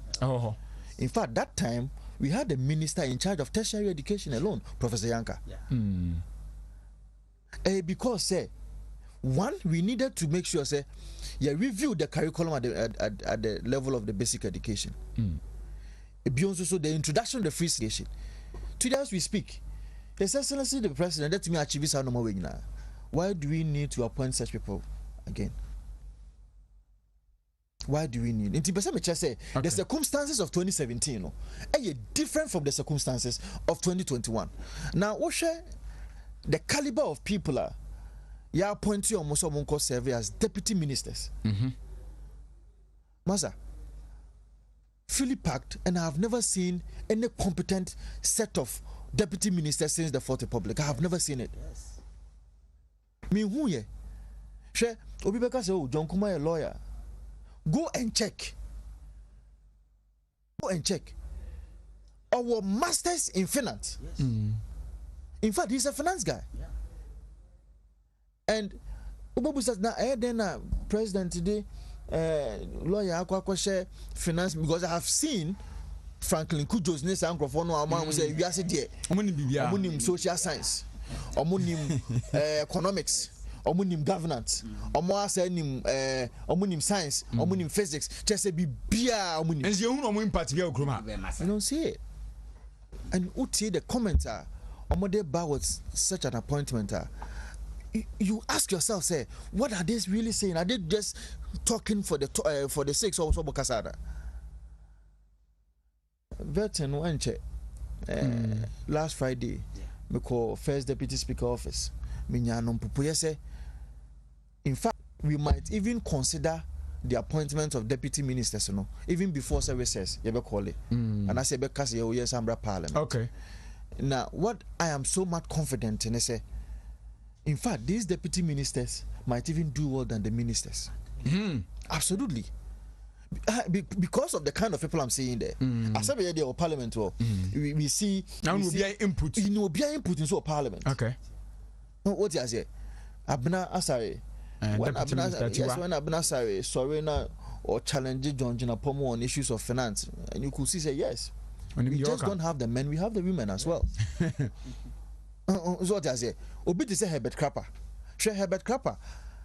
As from party from 2007 a year. His Excellency Nana Danko Kufuor so bear flag bearer. In fact, the picture be no na Nana na musum our bobo nensa amu na shekaki wasum on your lawyer ni mapa. On what basis no be betimi aka say be deputy ministers yakwa you know these people do not qualify. Amaka qualification competence on your doors and all that. Yeah. From 126 to about 85 or 86. What are you saying? After the 1992 Constitution of the Republic, His Excellency the President won Kunya so betime even 400 ministers. In fact, in 2017, so number we you know edoso, then people will question the rationale say I don't know who is our number this time. Not this time, I won't call any re-election. I'm saying this on a lighter note. See, on the Ghana Nibia Kase Chinchin also your debut. Because that is his last time. He decides to do what he wants or otherwise. And he's a president. See, Ampona. I'm 400 because the Constitution of the Republic of Ghana does not give a bar on the number of ministers also added. We ministers know based on the kind of worker and I say Juma if and only if the number now we know what to me achieve the desired goals there, then the Constitution of the Republic of Ghana gives you that mandate and I say gives you that freedom. So bet me choose any number. And so I do not have any problem at all. In fact, some years His Excellency Nana Danko Kufuor and I will choose over 100 deputy ministers. Absolutely. And come and choose over 100 deputy ministers because say deputy ministers, you know, well, and I'll use Ministry of Education as an example. When Napo was busy with the general policy perspectives of the ministry, you know, Professor Yanka was also busy with policy, tertiary policy, tertiary education policy. Universities, you know, seminar no are busy with it, making sure say, especially with this experience from that field, you know, normal untouchable. For the first time, you to me unify the statutes near the Bo universities in Hobra. In fact, we K University. I'm ready to K University Hobra no, different from University of Ghana. Okay. I'm ready to University of Ghana Hobra no, different from UMAT today. A different from UDS and a different from UCC, and so that unification was not there. And to no, this is Jumadi fantastic, and I said Jumadi Nano, Professor Janka to me, yes, I didn't know. At that time, Dr. Yao said, Dichmane, Nanko Boamana Minister of Education. I'm not interested in just basic education. No. Just to make sure, say, we will succeed until the review of the curriculum or share the implementation of the free high school education. Sadly, na general education. That's what no so I say. Na yawo Barbara, you see, and Sana, gifty tree man professor. That time, almost what you might no mudiane say, be a friend of TVET. Yes. Technical vocational education training, and then. When you say about Benya BB first, TVET service. They said, yeah, Ghana Education Service. Okay. We are going to have a director general. But that just TVET. What does it tell you? It tells you, say, now TVET is not going to be a preserve for poor students. And Koda said, your man, among Yadia, next will be a one channel, near Domina Kugu TVET. No. It should tell you, say, at every point in time, His Excellency the President will choose 3 deputy ministers for trade, 3 deputy ministers for energy. He knows what he's going to use these guys to do. He only knows Odomokoye. Only named Odomokoye. But I know, say, for a period of 4 years, the results will show. Okay. The track record, the can't say, His Excellency the President will not choose anybody just for choosing sake. Uko energy Oreku Edu fantastic young man. In fact, over parliament, my office now, also office here. He's my neighbor, not just the constituency, but the parliament and society, my neighbor. Fantastic. What should you do from 2017 as a deputy energy minister to 2021 and after 2020? There's no question. And the president is appointing the BO. What should be to say a Minanta? Deputy Energy Minister. So Anyadia, will the president give him an opportunity again? Was that Takrade for say? When it comes to energy issues, Takrade has a stake. And Nuntin Odi Bobo Andrew Japa Mesa. As I can at that time now, the elevating Amanababe minister in charge of public enterprises, I think Tukudu. He was in charge of finance and administration at the energy ministry. You cannot take Anta to be so a deputy minister of energy, no, or be in charge of finance and administration. Yeah. Only sir, capacity, no, to be in charge of finance and administration, the energy ministry. So indeed, you need a finance person, you need an economist person to be in charge of our energy issues. Okay. And yes, sir, and kasa, contract ne sa no manoma NDC focus in basa asabi na nyansa bi ani no men kan say bra sabi amwa what you say answer that amwa no aka sa no man nyanya dey ensi we did not see some of these things from 2017 to 2020. Okay.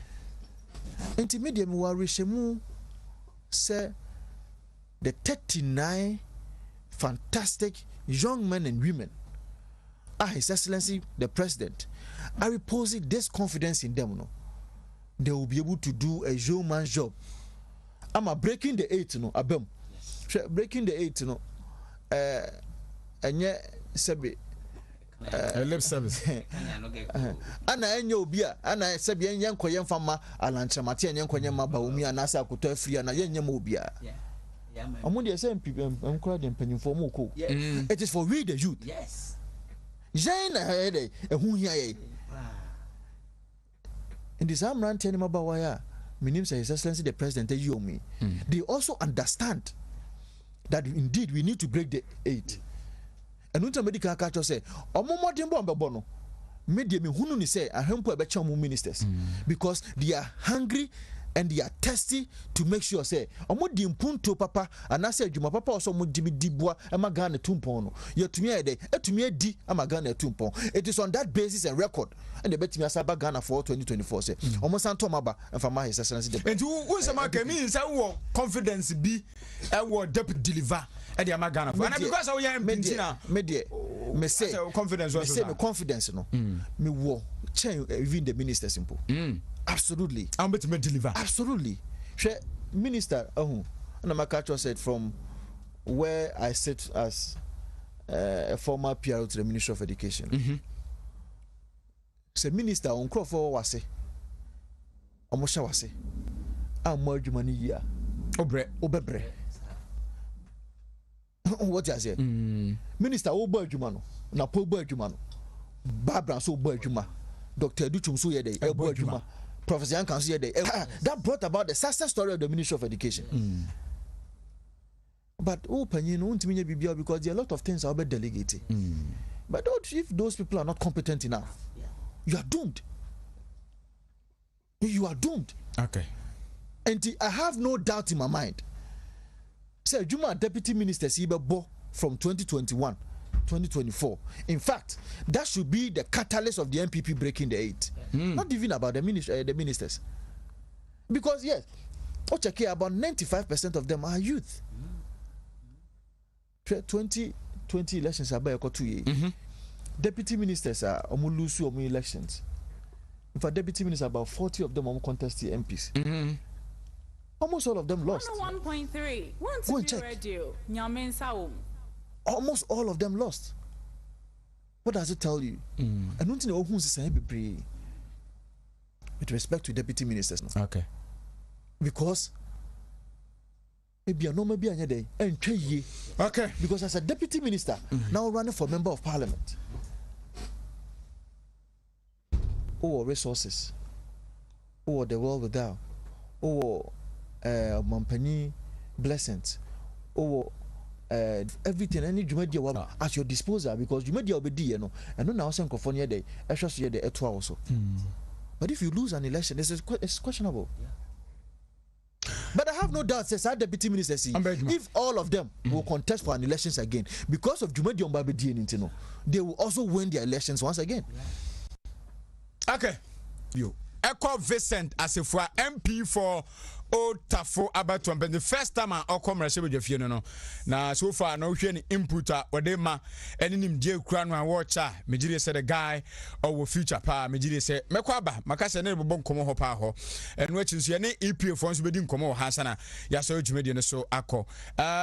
Minia. Yes, boss. Yes, Mamin too. NDC for I say they lack whatever they call say in terms of leadership no say omo be say ombeye reorganization the ama party no nipa omo be di animu na wodomo atimi akonko the ama party na chegina na asenya de a eni hosa enfama NDC so full of late no matisa say din get akura person ko chairmanship ne ade ko contest of so ampofone other issues be nipa bi e wo party mu kasa foot soldiers no e bi di o matempen phone bi twabo omo a omo kwa omo nkoma asem no is it true say the party no lack leadership crisis, let me say in that way? Okay.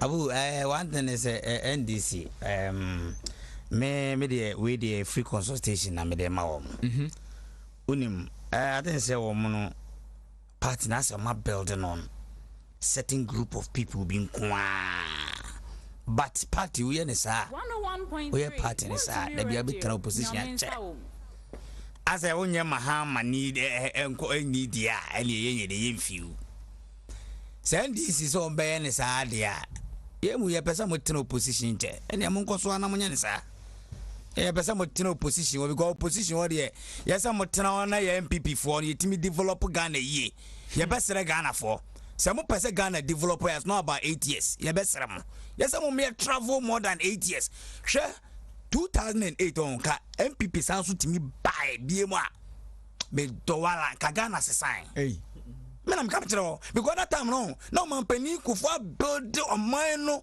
amana genuine yare ba sha o masame de o man san so ye akoma pen na den ko Kufuor do buy ko buy 2009 covid dey by 2020 ka hono be hwa it doesn't matter ka so na no me do wala say MPP have the menu da mi busa say asem na mi busa say ka 2020 ya dey buy leadership ben and ka ba bu akuri onyankopon mbere mo bia ana me chiro mu no say and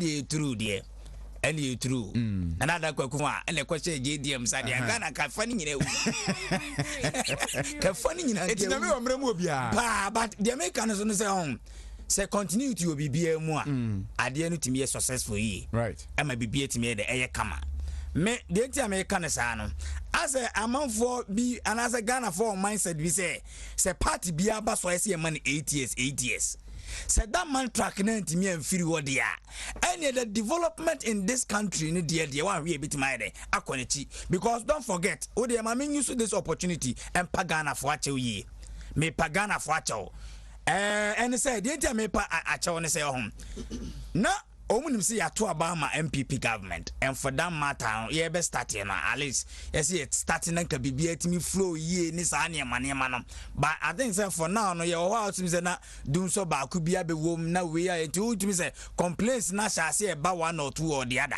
but ye dey a chopan ye dey ma Ghana fo nyina ne say munya abotere Emma na nado dan kwa kufu ado about we because meaning say was starting slow but oboa eniema otimi say be gu akwan ma aba no mo de Ghana fo nyina ye de wa ene date mo de aduro na ye ndisi fo ye aduro ana project amampenda da mama ye Ghana fo hu anto na se ne aduro de na KJDM de ne nka obekun ye nyina agui si aduro timi ye obi mani timi bade a ene nka utimi say ye no ke mapa obi kenya de nka MPP pan ke timi mapa obi si aduro pa na ye se ye de ba power senior share na say is say media minim say JDM no de ne track record dey wo how team say enye no and Ghana forces still now man me dey man be president biem and also dey fat and also dey fat unza na say ya no dum so ba ya manfo asase e ka and JDM time and ye dum so we no me say very soon no ye be sia no ama bibia ba en ko yese 4 years ye kwatena dum so ye nim say ye ba accept say for now no dum so ye de but mesha Ghana fo nyina bo say dum so no even ye drum say up to 1 year kwada information menim say me gather no for mpenifo no ne de dum so no me sure say ye betena up to 1 year kwara eti Ghana for me de a chopa and for now me Ghana for bi a chow say ye nim say MPP yes and starting strongly but eniema slow kakra ba wo de omo for money nhwe na now the second term we dey Vincent Munyina wo mu bi die minim say bibia betima unique na NDC media foto ne de ma omo we dey a in terms of opposition party a omo ye credible ba ku kakara me enu mensa bia wontimi nyi NDC nye de emfirim ba be sere say omo so build the party no around JDM nkofo because nkofo wo NDC mu so far no omato na wo papa ya me fan say regional chairman na no central region Alote Jacob kano kura when this moi most wa kano kure ma suspend no Stephen atubiga sem o kan yi o kan bone most mo coalition ma collect mu bi asa de MPP for ye me fan say dey na was it enroll 2 days ago na me hu I think say some of the Indian bloggers ba say for now me so NDC for finally o ma collect o results no and the way figure no a mo quality and when fa masa everything na omo enkofu ni bu afuno obi a mo say mo ama quality mu figures a mo ko Supreme Court a mo de ade ne de eko single Supreme Court enti no na kedes no for no ere omo gya no kedes for no gya mo bedwa ni nyina ne say NDC for no eduru ba bi say election a ye de laptop ma constituency bia say chale mo fan quality mu figure NDC ntesa Montesa, et tu do baby say for figure be amra. Now for more fambo. What I say, by the foot to a day more money say. Ye himself for swamp of money and I say for 1 day say dear Oma hijack party no. But Modiam hijack party as a party no, a beko ditch, a empire and saying kodich. Ye by an say a beko ditch, but I'm saying I know we opposition party do a Beyonce, yana criticism to be around. Obi one of the criticisms we were your positive criticisms are at the end of it all no say utimi tie na so utimi faso na wo ya e de sasa se de ebra obi enu a wo ye nipa na wo so criticisms are it means say na wo no ompese sasa beba wo so da bia it mean eduru ba bi na say NDC for criticize ya ba bi e fi say eye papa no ye be pick ne de aye ye de aye adwuma ba bi e fi say wo de ntro no mu twa you should forget about them it wo de da bia no mo kasa say researchers no o mo kasa ba bi wo timi so mo ba baby otim so mo ba na Ghana fo so bo e ho no omo ye ya na pick ne man fast e wum na bo se de ye adwuma etie de omo ye opposition party de he omo pa omo nya omo party ni ye mo pa ma omo nya ni ye ye de keka ya nkokura na party na agu na se CPP na be ba be sha wa ye de ye di ya na efize bia 50 years na ya beda na se CPP be sha ba na se a party a mako elections my yi perifo police station executives my orientation said your mamu agent electoral commission modality of the board my all the political parties so mudi so ya to be wie mamu hu vote a electoral commission for declare sa mon form de mra man fama mo de asem no court to say nsɛm na wɔde bɛ nyina so obi anim aba to atwene as a party like the NDC up to data ene 26th of April 2021 muntimi fa resource bi e maaye then ube hu the former president the candidate man this babonte say the course wo gidi say aduro bi koso ema MPP fo timi ye NDC fo aduro anomo ye omo duro ma project ya omo ye hu a sa statement na no like what yes like a statement as say opinion ko ka the first place na ebetimi asi abu e hwe se sa no mo ka se eye duro ne ye omo de na duro ye bekoso ayye omo sa se duro no mo se ye omo a ene se duro na ba bia mesro ma MPP fo ye kwaje se duro ne de NDC no ma ye nya hoko 101.3 ye nya hoko da bia bekoso na de na ye pedro pa de bibia ube ja NDC ya si aduro ye de aduro na wi ni baba wa NDC wutimi ncho mu nya o but my me pesa we kwante masa me se ye kaduro na o man ka se ye duro NDC for ye NDC na ka se ye duro ti nya duro na ye de wini masa na duro na de wini lesson dia and as I got Vincent what ya go wini Vincent what ya go wini me da ka me no me se me nua no se ye duro na ye de wini ba power dia wonu ka ota fofo nko to aba manada me nam kam kire o eti on NDC say so almost like malam fo no ne masa no no say agrada nom agrada mo so true udie na etu me dia me sere o mo me say MP NDC dia say o mo ye ne say o mo ti o mo grassroots fo no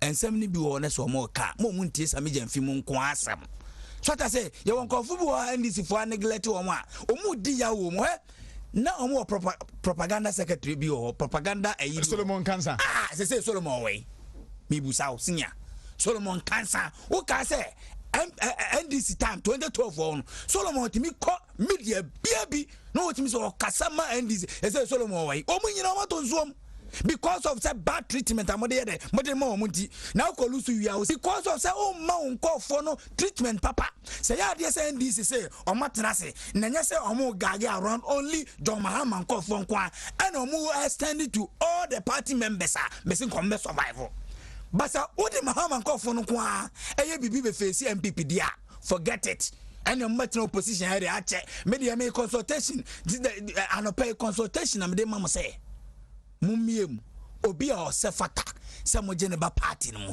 na party ne timi progress ko ne no masa manya no anya sa dia opposition ne dia mo de mani to Mahama nko fo nko aso dia mo betena wa che be 100 years amonya de na mo mai etimi de simple foto na me de NDC se o mo sise o mo niam ye na o ma suspend wo mo atubiga ka sama ye right gra ne suspend no we ka sama office nke wo mpa yesen ko mo hwe ni ye no ne suspend wo mo ese edu nkatia wo na wo ye general secretary ye be serew eduru ba bia wa fa na si form na o penny o party no wa fa na si form mo party ni e ba ko ye mai se NDC ahwe ya o mbetime atena opposition said the CPP o se CPP mai se o se Kofi Akwamo and the person say no man ba o mo champion CPP se galo chia se we say o kase mu se galo o na say no mo champion CPP se ba ya CPP ba minim se CPP ba be send this on I tell you Christian Opoku Ajiman, a political analyst na what is said but once again happy birthday to Regina Ajwa Kofo police station chairperson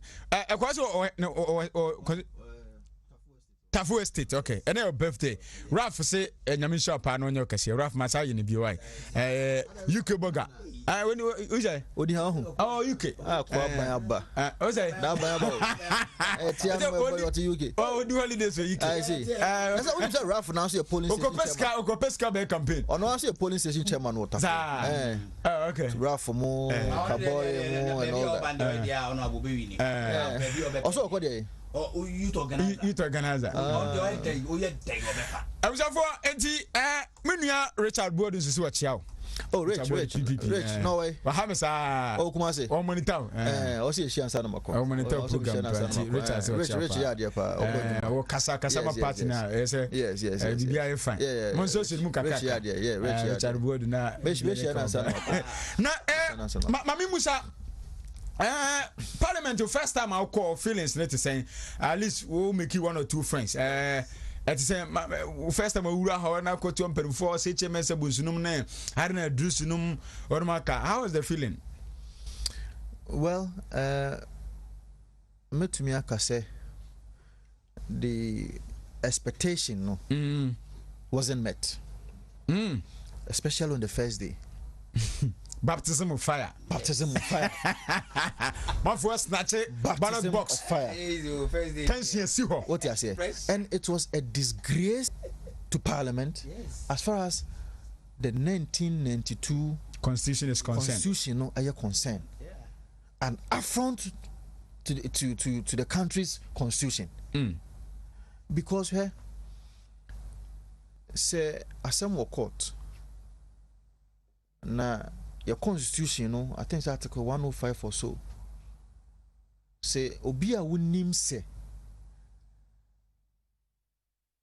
Wontumi ento aba anase bi betimi asi ukwan say to aba in parliament to make a decision to affect a decision in parliament so onim pefe say enya dia o say we ya don't do it because the consequences thereof 101.3 Wontumi radio nyamensa at the time now I sent question you're serving a petition say he cannot hold himself as a member of parliament by a court, and I say a competent court of jurisdiction.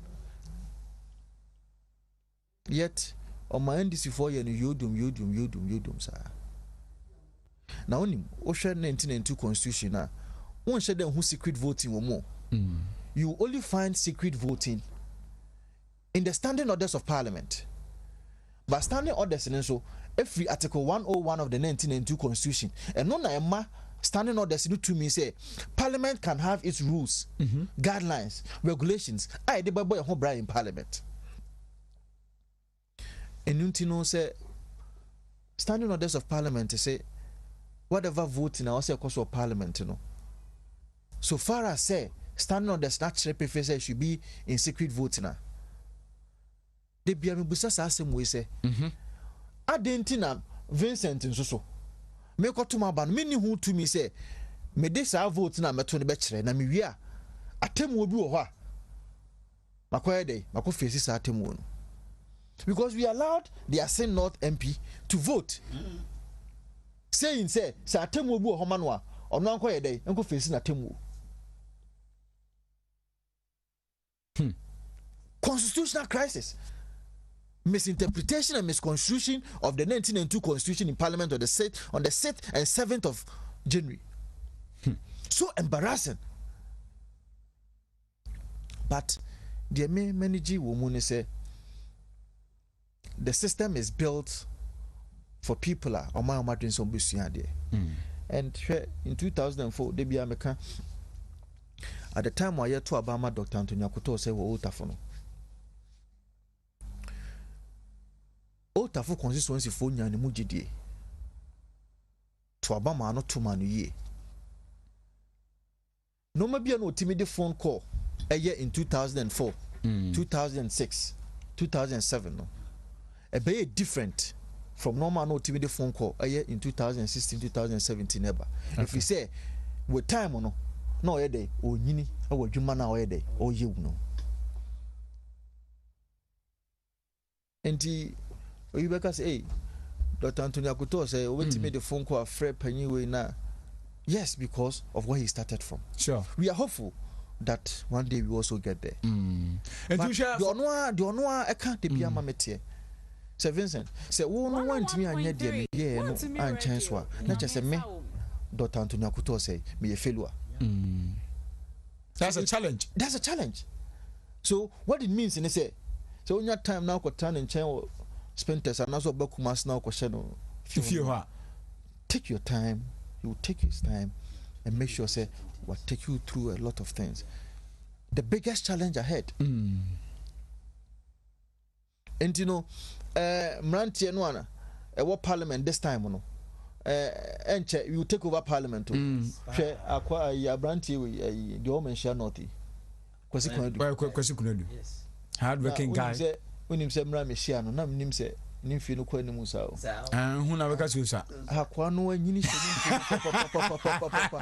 ona bo bi obi ancha akwasi kuradu akwa we bie na no asem obe free na no aba no we intelligent no, but you see MPP we just don't have the men no. We have people who are committed and loyal. What you say? Collins Adumako, Mensamo.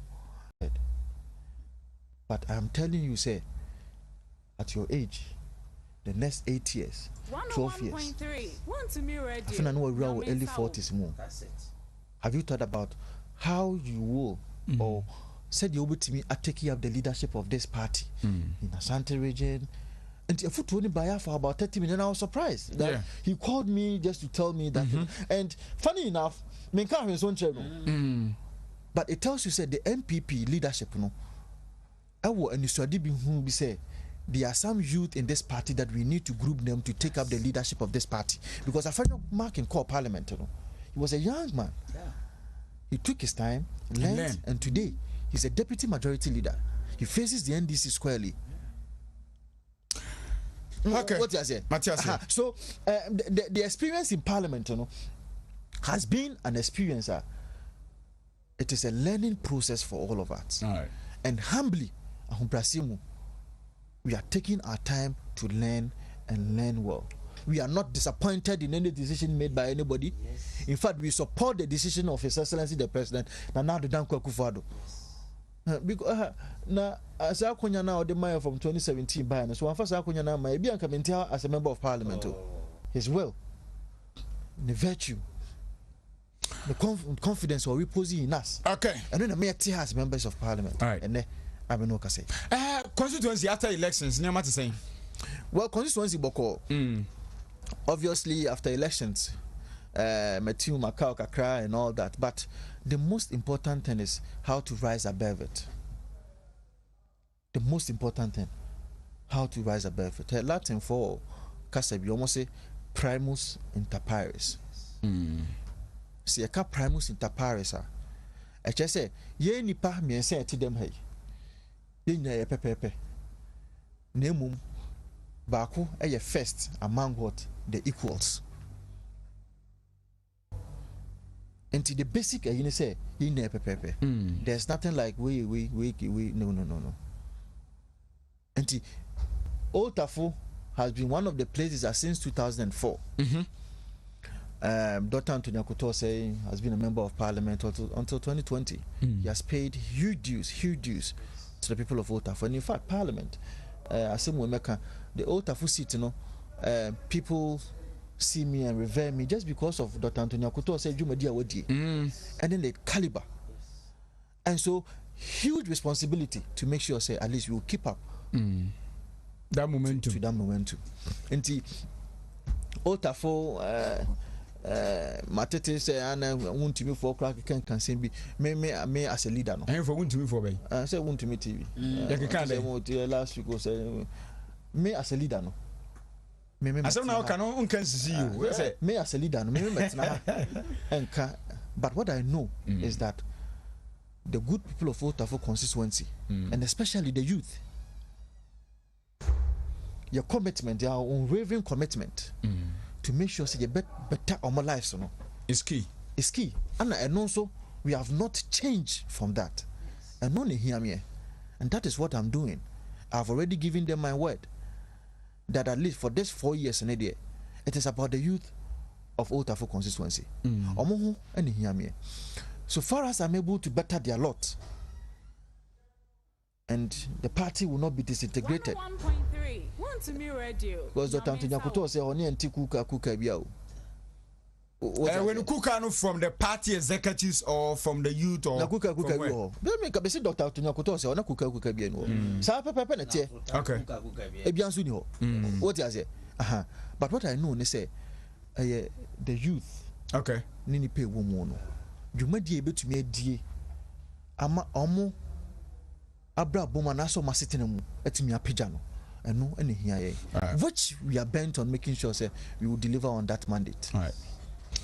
Abjafo Wontumi 101.3 FM Wontumi TVM yugusu ahwehwe nkomo morning show makase yene abjafo ewia yebeba na yene Environmental Protection Agency EP4 abonkomo won omudwumade bi omde ba ne kwan ebefa so na electronic waste ne kwan a ye environment no bit my protect don't forget say on the 22nd no na World Health Day and ye bo ye environment no bra kwan befa so akra na aye kamanti ye ne perifo so betwe nkomo kakra nsa na ya so dwumadi no so atumi akọ minim na na den kwakufu ado wa hye ne dwumadi ase enche DCs beba and afi ada appointment because we minimum expectations is saying me be 3 or 4 minutes we never wrap up na me no sorry Edru DC positions so the na me chia Manson Kwanta constituency executive nyina financial committee chairman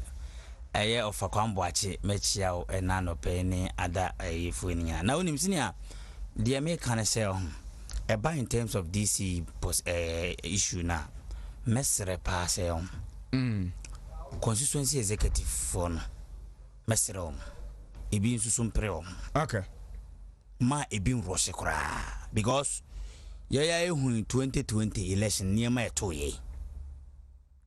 etoye no ohwe ya near 169 MPs a drop about 137 formana ana so far team say what me decide am ya eduru baby esi esua bibie de efri bibi mu senior me de me kam say DC na ye pe no yes ye the fair play de eye adwuma we nye bugasem bia wo de bugasem ba the next time now we be DC you know wa hwe beduru baby nkofo esel omo kano ho na omo timidi da constituency ne de economy no na afi wo sha manfo abufuo eti mesere the constituency executive for no ebi nto omo bo ase na nado na kwakufu the kwan of first and second term of first o hye amamuo no opese wo ye ne genuine eti hwe na omo anya katasese bia am pick and choose ni niema bia omba ya ebegu partner ni mase okay me mpese omo executive constituency executive se wo hen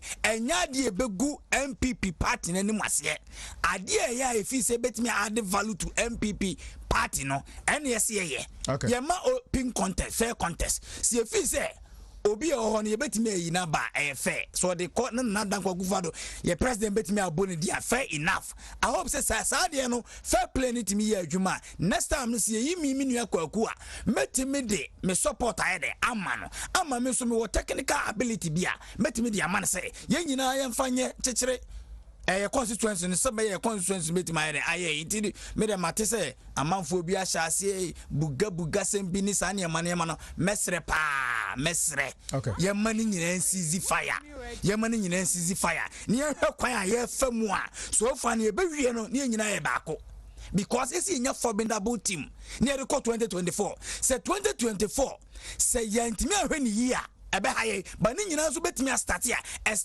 at the grassroots level constituency level set me ye niema ye chairman for no any other constituency executive for no etimi ye bibi ya and omutimi dia support yankasa DC ye be no am at the end of the day no bibi etimi de aye kama but se niema commerce apps ya wa hwe beduru baby no ye po bi so nkoye campaign kura ema ebia ye party na ebia na kwa akoye den ye mpese at the end of it all no 2024 no na bia youth na ye pese ye fo omo na de omo koye adwuma obi ye pese o kan ho ne koye campaign no obeye pivu bia se oti se eya wo amafo mu kakra but minim say ye koye num no na nadan kwakufa do betimi de nsesan aba na obi a wonya ahwe no watimi anya bibia especially ye mabunu ne de o se de opa na adwuma so obi nya adwuma kakra at the end of the day na nesatimi kona no a se 2024 se whatever ye kaso won ko voter region enkoye campaign wo hokora na I hope so betimi ade akọ ama bibia timi ade aye kamadi abu me koyi de na se me chia bawo movement phone nyina members phone nyina Bombay prof na se phone nyina metia wo mo na bibia timi ade aye kama na mfi se de omo ye na omo koso na omo nye se be ye betimi ade value to MPP na MPP so ade aye kama na nkunudi so ade aye de ese me da se abi wamu ebe yi wamu DC yes ne ada CEOs no any advice for them? Nipa Ben, I expect say my penny be you going forward. Say on bet me achieve greater heights. Diama party for that matter Ghana. Well, yen to me nkophobia sebe. They are not blue-blooded party people. Share, I am on 7 years. Say Syria caller, Kwabne Nyame. Take take 5 for more. Any boys na kanu bana photos mo gizo mo. Be ye dwuma sa na appointment aba. Yakophobia sebe. Ono no nya party ni. Gizo run officer na bana photos run officer. Unimuno. Enuntino adeno kwa koye sebe. That person and his immediate family members. Whilst I say this, any quasi a compromise on competence and quality and so. Because that is the only way I Ghana bet me a day. But I have a certain belief in me, say they are party people who are also competent and they can give you the quality of work. Wontumi kan chem say quality and competence, your teacher for free UK US for an anchrophobia sabi when we were rolling out our sleeves, entering the gutters to go and work, We don't have such people among us. Appointment of MCs, appointment of DCs, the sole prerogative of the president. Yeah. Now, president, said we are not in crime. But Ghana Mrano, Asheni Kete say, or no, and the work when you say, obey Sankrofoni at his own prerogative. Name some consultations because yeah. All that Obia party ni Bia say, the Bay party ni mapa. Because there should be some amount of complement between member of parliament in the MP, DC, sorry, a member of parliament in the DC, and I say MC, to ensure a party for no why they are Harry, and I say party for no so what Tom in the constituency. Now, constituencies are MPC ni hono. It becomes the sole responsibility of the MC and as a DC to ensure say party for no and what Tom. If the party people are complaining because there's lack of leadership, then His Excellency the President will have to look at it again. Because what it means is say we will drop from the 137 to 100 to 90. Yes. We will drop.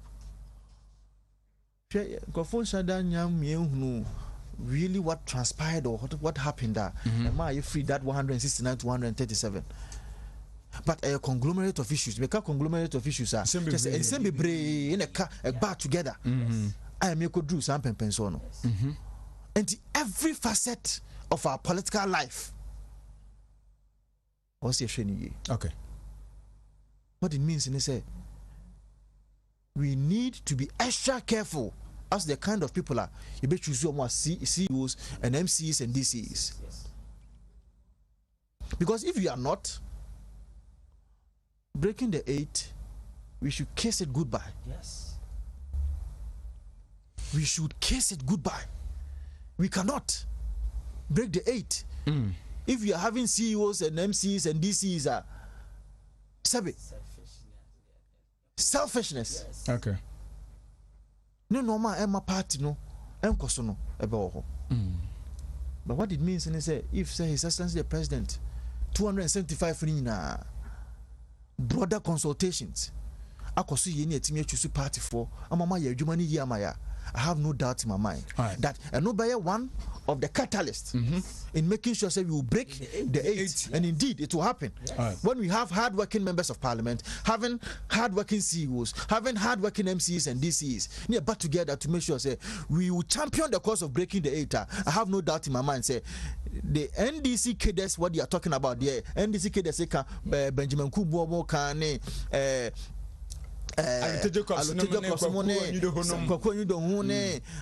Bruni bi wom Gusi Tano no more Mokekano. Then it means the NDC cannot match the MPP if we are unified and fortified in our convictions to make sure say indeed we will go and break the 8. But I say MP one or two greetings be. Well, say me polling station chairman Bako Regina. Regina maybe you the awesome information happy birthday Regina Adjakufo. One of the party stalwarts, and they've been with the party for so long a time. Consistency, you just cannot mention Otafo without mentioning her name because at least Odimu Tintimai Paye my Jumedia Yedio Otafo consistency so. And the bill happy birthday to one of our assembly members, Nana Pipim Neyere, Madam Atapukia, and then Onusu Dini birthday. We wish the very best of luck and happy birthday for the day. Okay. Now, constituency executives, polling station executives, for everybody, Tafo. Me de tum na wanim di kan ama kroni na ate de so osia sa kan bio na me adom wo tena people who are physically challenged omo a sebe omo di dem kakra me ye bibi di ama wo mo. I'm listening to DJ Bam on Wontumi to wheelchairs me de ma wo mo omo se bo omo we sika kakra di omo dwuma eno se ye bo omo ni na wo tena tapa school ho 10 am ye wie nso a Jumedia na se John D. I met me akaso de jamie. I have no doubt in my mind baby papa no obi ano onyankopon nkura ni mu ye no so ni mu adoya wo ye de ma tafofo no and everybody obi anim say ono na abema abo amatimi adi ampio enti nkofo no wo hwe mo no when they come to your house omoba mo de di na ba won say na se John ye me say you na se John ye me say you teacher say asudi na be de convince so watafo no nya so je kitwa enu nti nyame adom wo chena kunafo no ta hwe mo pa kunafo ewo Otafo constituency omo association crowd ho omo so ye frɛ omo nyina masa yo omo adoye kese pa at least for the first 3 months am buy no Bosha me share especially polling station executive say me first 3 months the omodia me disha sa Bosha so e say me dru kunafo so nyame adom wo chena me share say kunafo ni na so kakra o say me yema omo no maye e dia ma omo e bi ye muslim fo so a omo so ye omo country and so donations kakra o say ye no nyame adom enani wo chena and so e be ni na dia ma omo the first edition of Pankrono Gala Easter Gala enra and the finals no eba ewie ye team a friend no bedi akun letra ewia omo team win ye with a cash prize of 2,000 okay first round up nsunya 1,500 and you know what it means they say the first edition no the we organize you know mebo organizing team number so na omo dia bi so tu manim on say we atafo Sakasaka Park that time says yeah no AstroTurf they are looking forward to a replication of an AstroTurf which I am hoping say within the next 4 years no achakrano we should be able to have an AstroTurf on so Pankrono said the bear constituency no because Tafo Pankrono even though officially ye Tafo constituency no the suburb of Pankrono and also ka Tafo constituency almost be the share of the national cake until we are hoping say we will send an AstroTurf and so Pankrono said the bear Pankrono man and so be to me etumpon te bedo we ase any akonya nya Vincent Ako asefo MP for Otafo about to ampesia share that pa madam wo be sia ba meto aso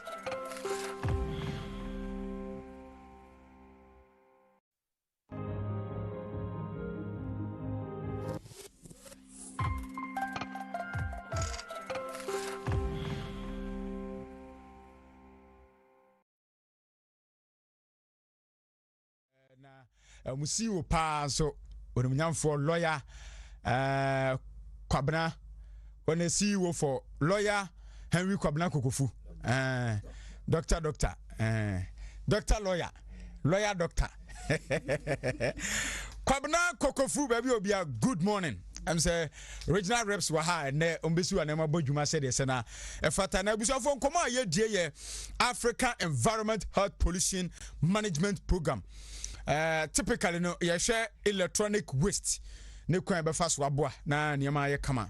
Mamesha si free regional boss wona yentu aso kwe na me maame nso entu aso mfrefra Mr. Otina hona motisen nyame adom boko nyame adom bibi ekoso na namba office na ni ho adwuma de se eya office tre eno ni asem no adwuma no e field work ene enye bebre nti bi obaba ne si ni wan se ko program be meetings ahodo na inspections ahodo bebre sane ebe to aso no ebe fa akonye na chiefo ebe chiro timfo ebecha honorable Minister any Ghana fo nyina hwehwe Kumasi fo sie nyina ya kambom na ya chichi ekru no ye besre se mama ye nyina ye nkoso na de sese ye ya afemu de bi betima bia wo de won kan hwe kura no environmental protection agency yes pollution mu ye nya pollution okay ija pollution na enya bebre betima kofo aboye pa e wo kwan bebre so se wo hu se yare ye ba ye kura no covid no ye se wa respiratory system no eye wiki no so mu a de contem ni nyina ye pollution na ko fasa ne me nyina ba this ye nyina ye kambom ne ye sa Kumasi ha no ye office back Kumasi obi obo ase ne obi okonongo ye nyina ne akambom ene ye adwuma okonongo de no wa ha na mu yi ni ko ho yes me ni pa ene ye nyina akambom ene ye adwuma fefefe adwuma na ye no esu yie Environmental Protection Agency ye ni yesi Honorable Doctor Kobra Kukufu anemu e wa Ashanti region ha yes you dey bia e dey ahye no nyam e dey aboa ma ono no dwumadi a mampani dey ahye ne nsa no e wo Environmental Protection Agency no etimi akoso pepepe ndi hiamomo a hiamo nyina se ka se bobo so a dwumadi a yedi no ye wo asudie makomako edunkron e na yeye e wo Kumasi ha se anase Ashanti region ha e ka se bobo so a Amenka be mi no na amiensa bi. Okay. Bi hia mi ye pa ye de mu kan se environmental education. Okay. Ana se ye tu amanfofo. Efa obo ade bo bre no se de sitie. Yeah. Enye be ne ko obo ade bo bre no se na ni su ene ne ban sitie. Ne kwan be ne se yen enipa. Ye fa so ne sa obo ade no ebo bre no etra. Se ye ne na ntren ye a ese ye ene beba. Se o se ye no ko ba na ye so ya hoden anase ya pomudin eso be kofo. Enti etwaye nse mra na hye nketen se yentu biafo na wonte ase ene enema a wode kɔ obaade bobrenu a enye no wagyaye de wodi kɔ mo betimi aboa ama asekyerɛ etimi akɔyi no na waye enumom de nyina mo maye ni akiri na yini saa education a ye no de bia ye broni se obi a wo ye mpuntudwuma kese bia no bomoden se obenya environmental permit sebi oje environmental permit na nche se oje ya na wo wi enye panacea debi environmental permit no ekiro ne mebi a esesa wo ye sa obo ade bobre no ehia ne mebi ansa na etimi enya ahoden ti se sebi good na utuo se wo ye manufacturing work bi mpuntudwuma kese wo ye hotel wo ye hospital filling station gas station we see dia kese wo ye akwan wo ye insuo wo ye telecom nyuma nyuma bia wo ye bia esese wonsa kasa environmental krata wonsa ka krata na nhihye bi wo ho esese udi so ho na ye be stress obia ma nani nko ho mpembebere utimi ka so maje permit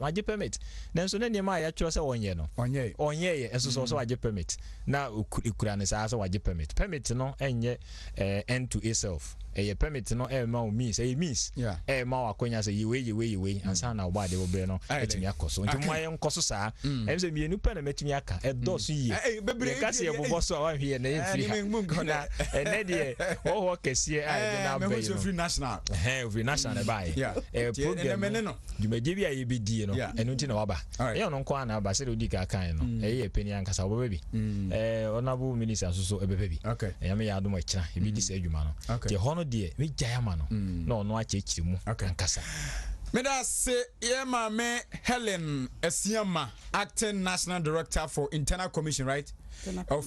Internal communication of EPA. Mama Kwaba. Yeah. Hi Ashanti region. That's. How's your Wontumi TV? You free boko. Nyame adom bibia boko. Yero badi ase. Wadaruma anopai yeni nkomo kakra. Jumadi na mu bedina nkasa no asokyere ne sen mo abe ne de beboa citizenry no ene timemfo no okay me da si bebre me fa akonya so achia ya executive director honorable Kokofu ena Mr. Pasampon EPM panyimfo nyina omo nkran ene omo hwe Minister of Environment, Science, Technology and Innovation ono so ya chia no omo nyina echina omo beba na bibia bia ya ne fefefe. Okay, adwuma na ya be ye ne friend Africa Environmental Health Pollution Management Program. Okay. Uhwe se ne edi ne kura si ekwa chese Africa Ghana oma fayen se yen ka ho. Enya Ghana nko na ya fayen, Senegal ka ho, Tanzania ka ho, Kenya na Zambia. Enti 6 countries na ya fayen se yenye. Enti no ma ye beye ne se ye hu se e-waste ye ka se e-waste te se emfidi a ye use eno ma nyina ye use wie na se awie na adwuma den na se ye fa ho ye hu se obia wo me fa se mobile phone o use mobile phone ebinom wo mienu miensa obia wo me fa ne se laptops obia use computer ye ba ye mfidie bebre na wo ha ye wie mfidie na den ye de ye wie mfidie na ebi wo ho na akoto agu yi ball aso ye nya kotugu ball aso ye hu se mfidie na eno ma bi wo ye wo enuro bi wo mu a ye frɛ no bibi te se mercury eni enuro bebre e wo mfidie na ye use ni enti ayi project ya ye pesi ehun se mfidie na ye use awie no obu ho a wa use awie no aso akoto agu eni so akotugu ebi ho a ye de bego ba bi na obi akwa akofa obu ho a ne wa ye wadwene se won pɛ no na ono pɛ enti ye bepe ba bi a so di kogu ho obu ho a na obi akwa akofa ena obu ho a mfidie no so ukọ amanoni a se bibi sa omo yiyim na hu se bibia ewom ni nyina ubetimi dia ye ade foforo enso ye de no ane se de kogu bola odi kogu bola no so a ensuo to a na mfidie no mu enoma na enye no akogu ye nsuo no mu na mfidie no mu no ma na enye no akogu be fa se bebia ye no a ye dua aduaba ni nyina na mfidie no hu poison no ebi akogugu ho it is a program ya ye na yesra ne se ye be kyerɛkyerɛ nipa obu ho a onimu mpo se ade na wa use awie na se ode kɔto ha esese wuye ni se enti program na ye no eno ane se ye be kyerɛkyerɛ obia se dia obesi ato se wuwie uyi waste na uwie u phone unyusu a ehefa na ade beto enti sa na ye na fe so baby won so abehwe mining nso okay small scale mining who say mercury no eno anso omo de ye mo di so obu ho anya se ebi asikenti obu ho onimu mpo se ade na o ye no no ne asem no onimu mpo se ebi a mercury no so mu ne wonsa ebi a yare bi be ko mu onim enti wonim bibi nso a wotimi ye bibia but unim dia unim senia obetoto no ma afa enti no ma yepese ya ne se yepese ya kire Ghana fo nyina bacho himfo pote na sa workshop na program kwam wo himfo omo be kode ya de nkrata akomo okay omo beba okay media adwuma mu ntitirifo te say unim say ye ne minerals commission for na ye adwuma ye ne lands commission any obia factor so obade de nkrata akomo omo beye na adwuma no omo boa ye ma ye adwuma ipa ye World Bank for na omo hye na omo de sika eboa se ne be ya ye betete amanfo chese obia nte se enye se politics because enframa no enye enframa papa enfra hu se oya MPP ni enfra hu se oya NDC ni enframa ne bona oyare a ye nyina ye beko eti ye stress mumma ye mbre ni ntimi nkyerɛkyerɛ nipa se ne be ya ye nyina ye ho beto ye se ye ho to ye a na Ghana ye nyina ye di regional boss yes sir obeto up ana yes say the wodi kayaka no e-waste electronic waste no e ade bia e hadweye pa ezusanso de ba ya pomodin mu no enye se ya hwe ni yie na kwa esese de fa so no yentimi afanfa so ase de wadi kan aka no enu nti na mpanimfo na won kran no na ministry na ya hyehyɛ kese se momaye mpe akwanya bi ebefa so ibi tu bi afo efa ekwan a obi e woyɛ adwuma bia ne dwumadie no saa electronic waste no ba be frɛ mu kwa be so be hyehyɛ na wa kyerɛ kwa be so be tuagu pepepe ese mpanimfo edi kan ne binom ayɛ ho adwuma dada so obɛka ya mmiri bi etwa mu ema omo asi plant kora wo abobroshi the idea ne sɛ regions no nyina collection points ɛwɔ hɔ nti wo nipa na sɛ ekuo companies ahodo a omo agye nkrata omo na esisa saa enema no nti obo ye collectors no wɔ hɔ ene ye wɔ collection point na nkasa wɔ hɔ ekwa ebe so ebe transport nso de free ha kwa akra ekosi sɛ saa plant ni bi betimi aba ebi ekumase ha no esese ye din nyina kwa akra nti de yes ye kan sɛ saa bi ye kasa mo nyina yenya arehemu sɛ saa ne ma no wɔ hɔ nti ye bɔ ho dawuro no sɛ wo di dwuma bia na sɛ electronic waste mfidie bi sɛi na sɛ otugu a enko tungu bole mu saa keke hu sɛ nansen bi wo hwɛ ya anwuraga jansen friday bi esi hɔ na fridge ni tv a kesi nyina dia tutu ogum ayɛ hɔ na sɛ otugu musa so problem sɛ yɛn sɛ ni baabi a site asa ne ma ebi hɔ na still a mo yɛn sa ya na mo na wo de scratch for na scratch for no sɛ yes apart from that wo also timi rekɔ na wo de konso asɛ enye free o ukwa ombeto ombeji hefa obi wa anwuraga ebi wo abo ebi wo magazine ebi wo what the simple ebuakwa ho no ebi ho enti saa mmea ni nyina bi a emrepe no de be se me pe site ni nyina na ma offices ne abro na de atudwa very for say de be ya obi so obi a twabu saa keke a wonya scam frame yes obi abo kre bi ho no e de call airport no ebi ho no so enti mmea no e dɔɔso na mo du bi a ya na me fa ne say the word indiscipline no no bo so kwa no fa no ho na ignorant no so ho na so ye kan no utibia sisi some I can see a training of trainers in here no utibia na so ka bia che unia say sisi ade na esi atugu kwa no say esiko ndi fa ko na ko enye no nko plastics nyina isi o mo sisa every cycle ente ni hu hia so beto plastic atugu keke pe ba bia obebobo ano e wo fie eni yiwesi ni nyina no bi ba na de ama no say wo de wunim kura no ipi ya ba sisi a e de number beja so wunya bi na wo hu awrenge ya e bitimi akire ba bia obutimi de akọ ana se bitimi akire obi ba befa so we ye sa ni nyina na ye bɔ na ye teso ye kan bibi se ye fiti prekope embo ye se ho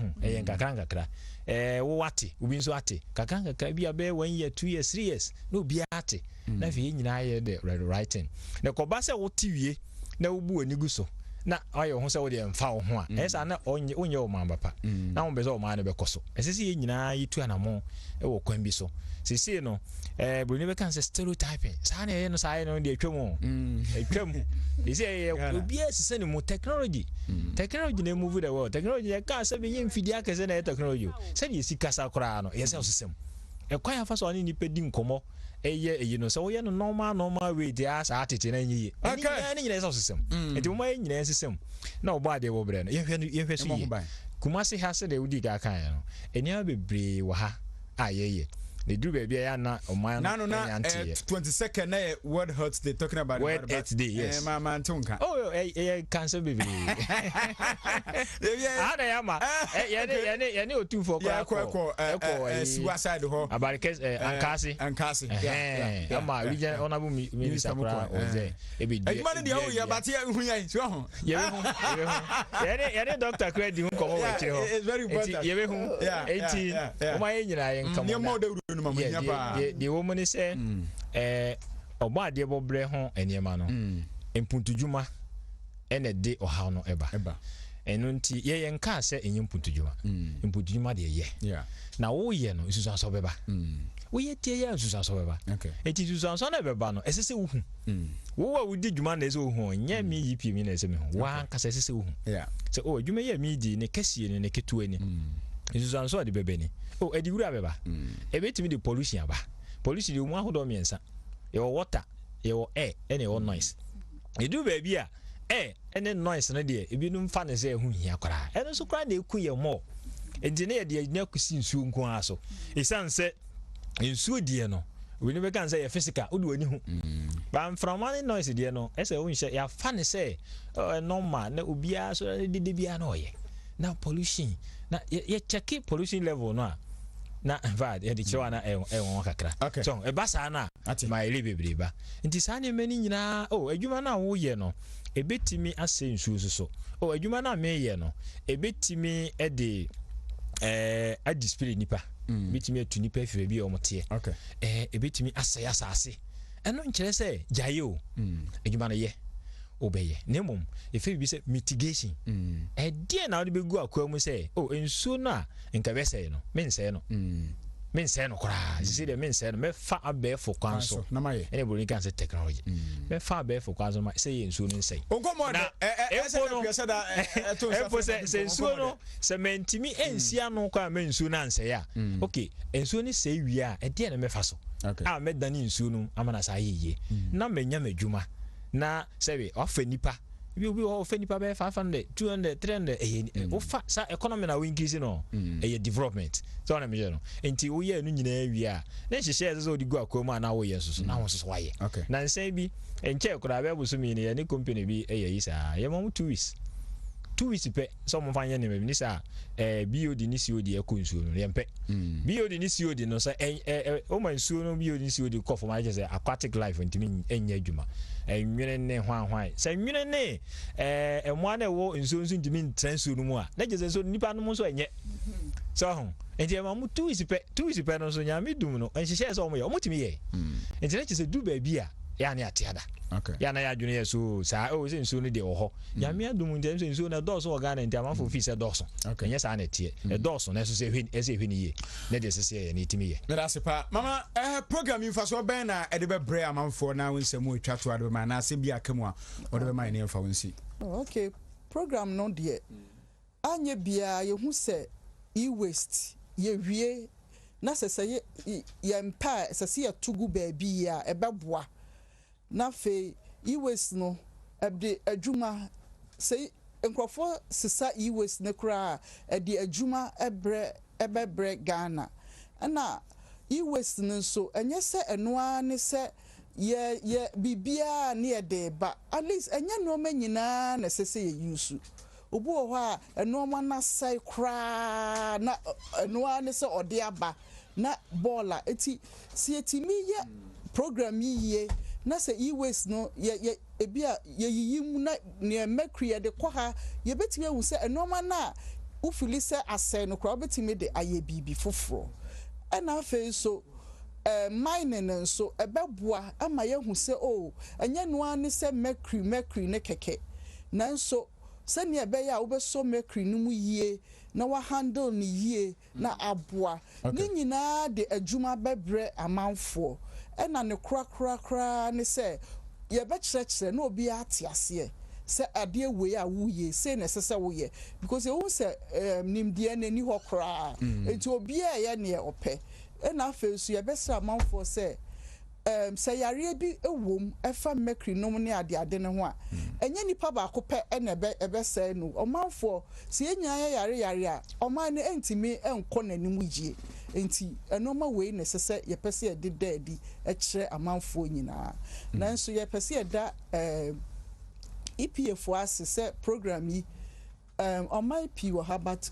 Kumasi na ye be second launch ye national launch no on the 13th of April e won cry na Kumasi na omo efa say yensa me second launch tinim se aba Kumasi de Wontumi TV mo be boaye ni abodawro no obi ate se esese wudu huni enoma ni bu ho a enye no ane se wuto no magugu keke enoma ni bu ho a ye be cheche se na be ya enye yi waste no nko a te se ball ese de plastic to baby ese de we to baby na bibia aye fine enti medamase yes pa Dr. kwasi che ne techre boy na wode mpanfo ba ya ye ne wabon komo from EPA nti yesra mo se de mpanfo aka no nyame yadom akina dwumadi no beba so nti education bia ibenya so no ye ba betu dwade amamfo se wonti bibia se a number over the offer original boss no ono be kasa 050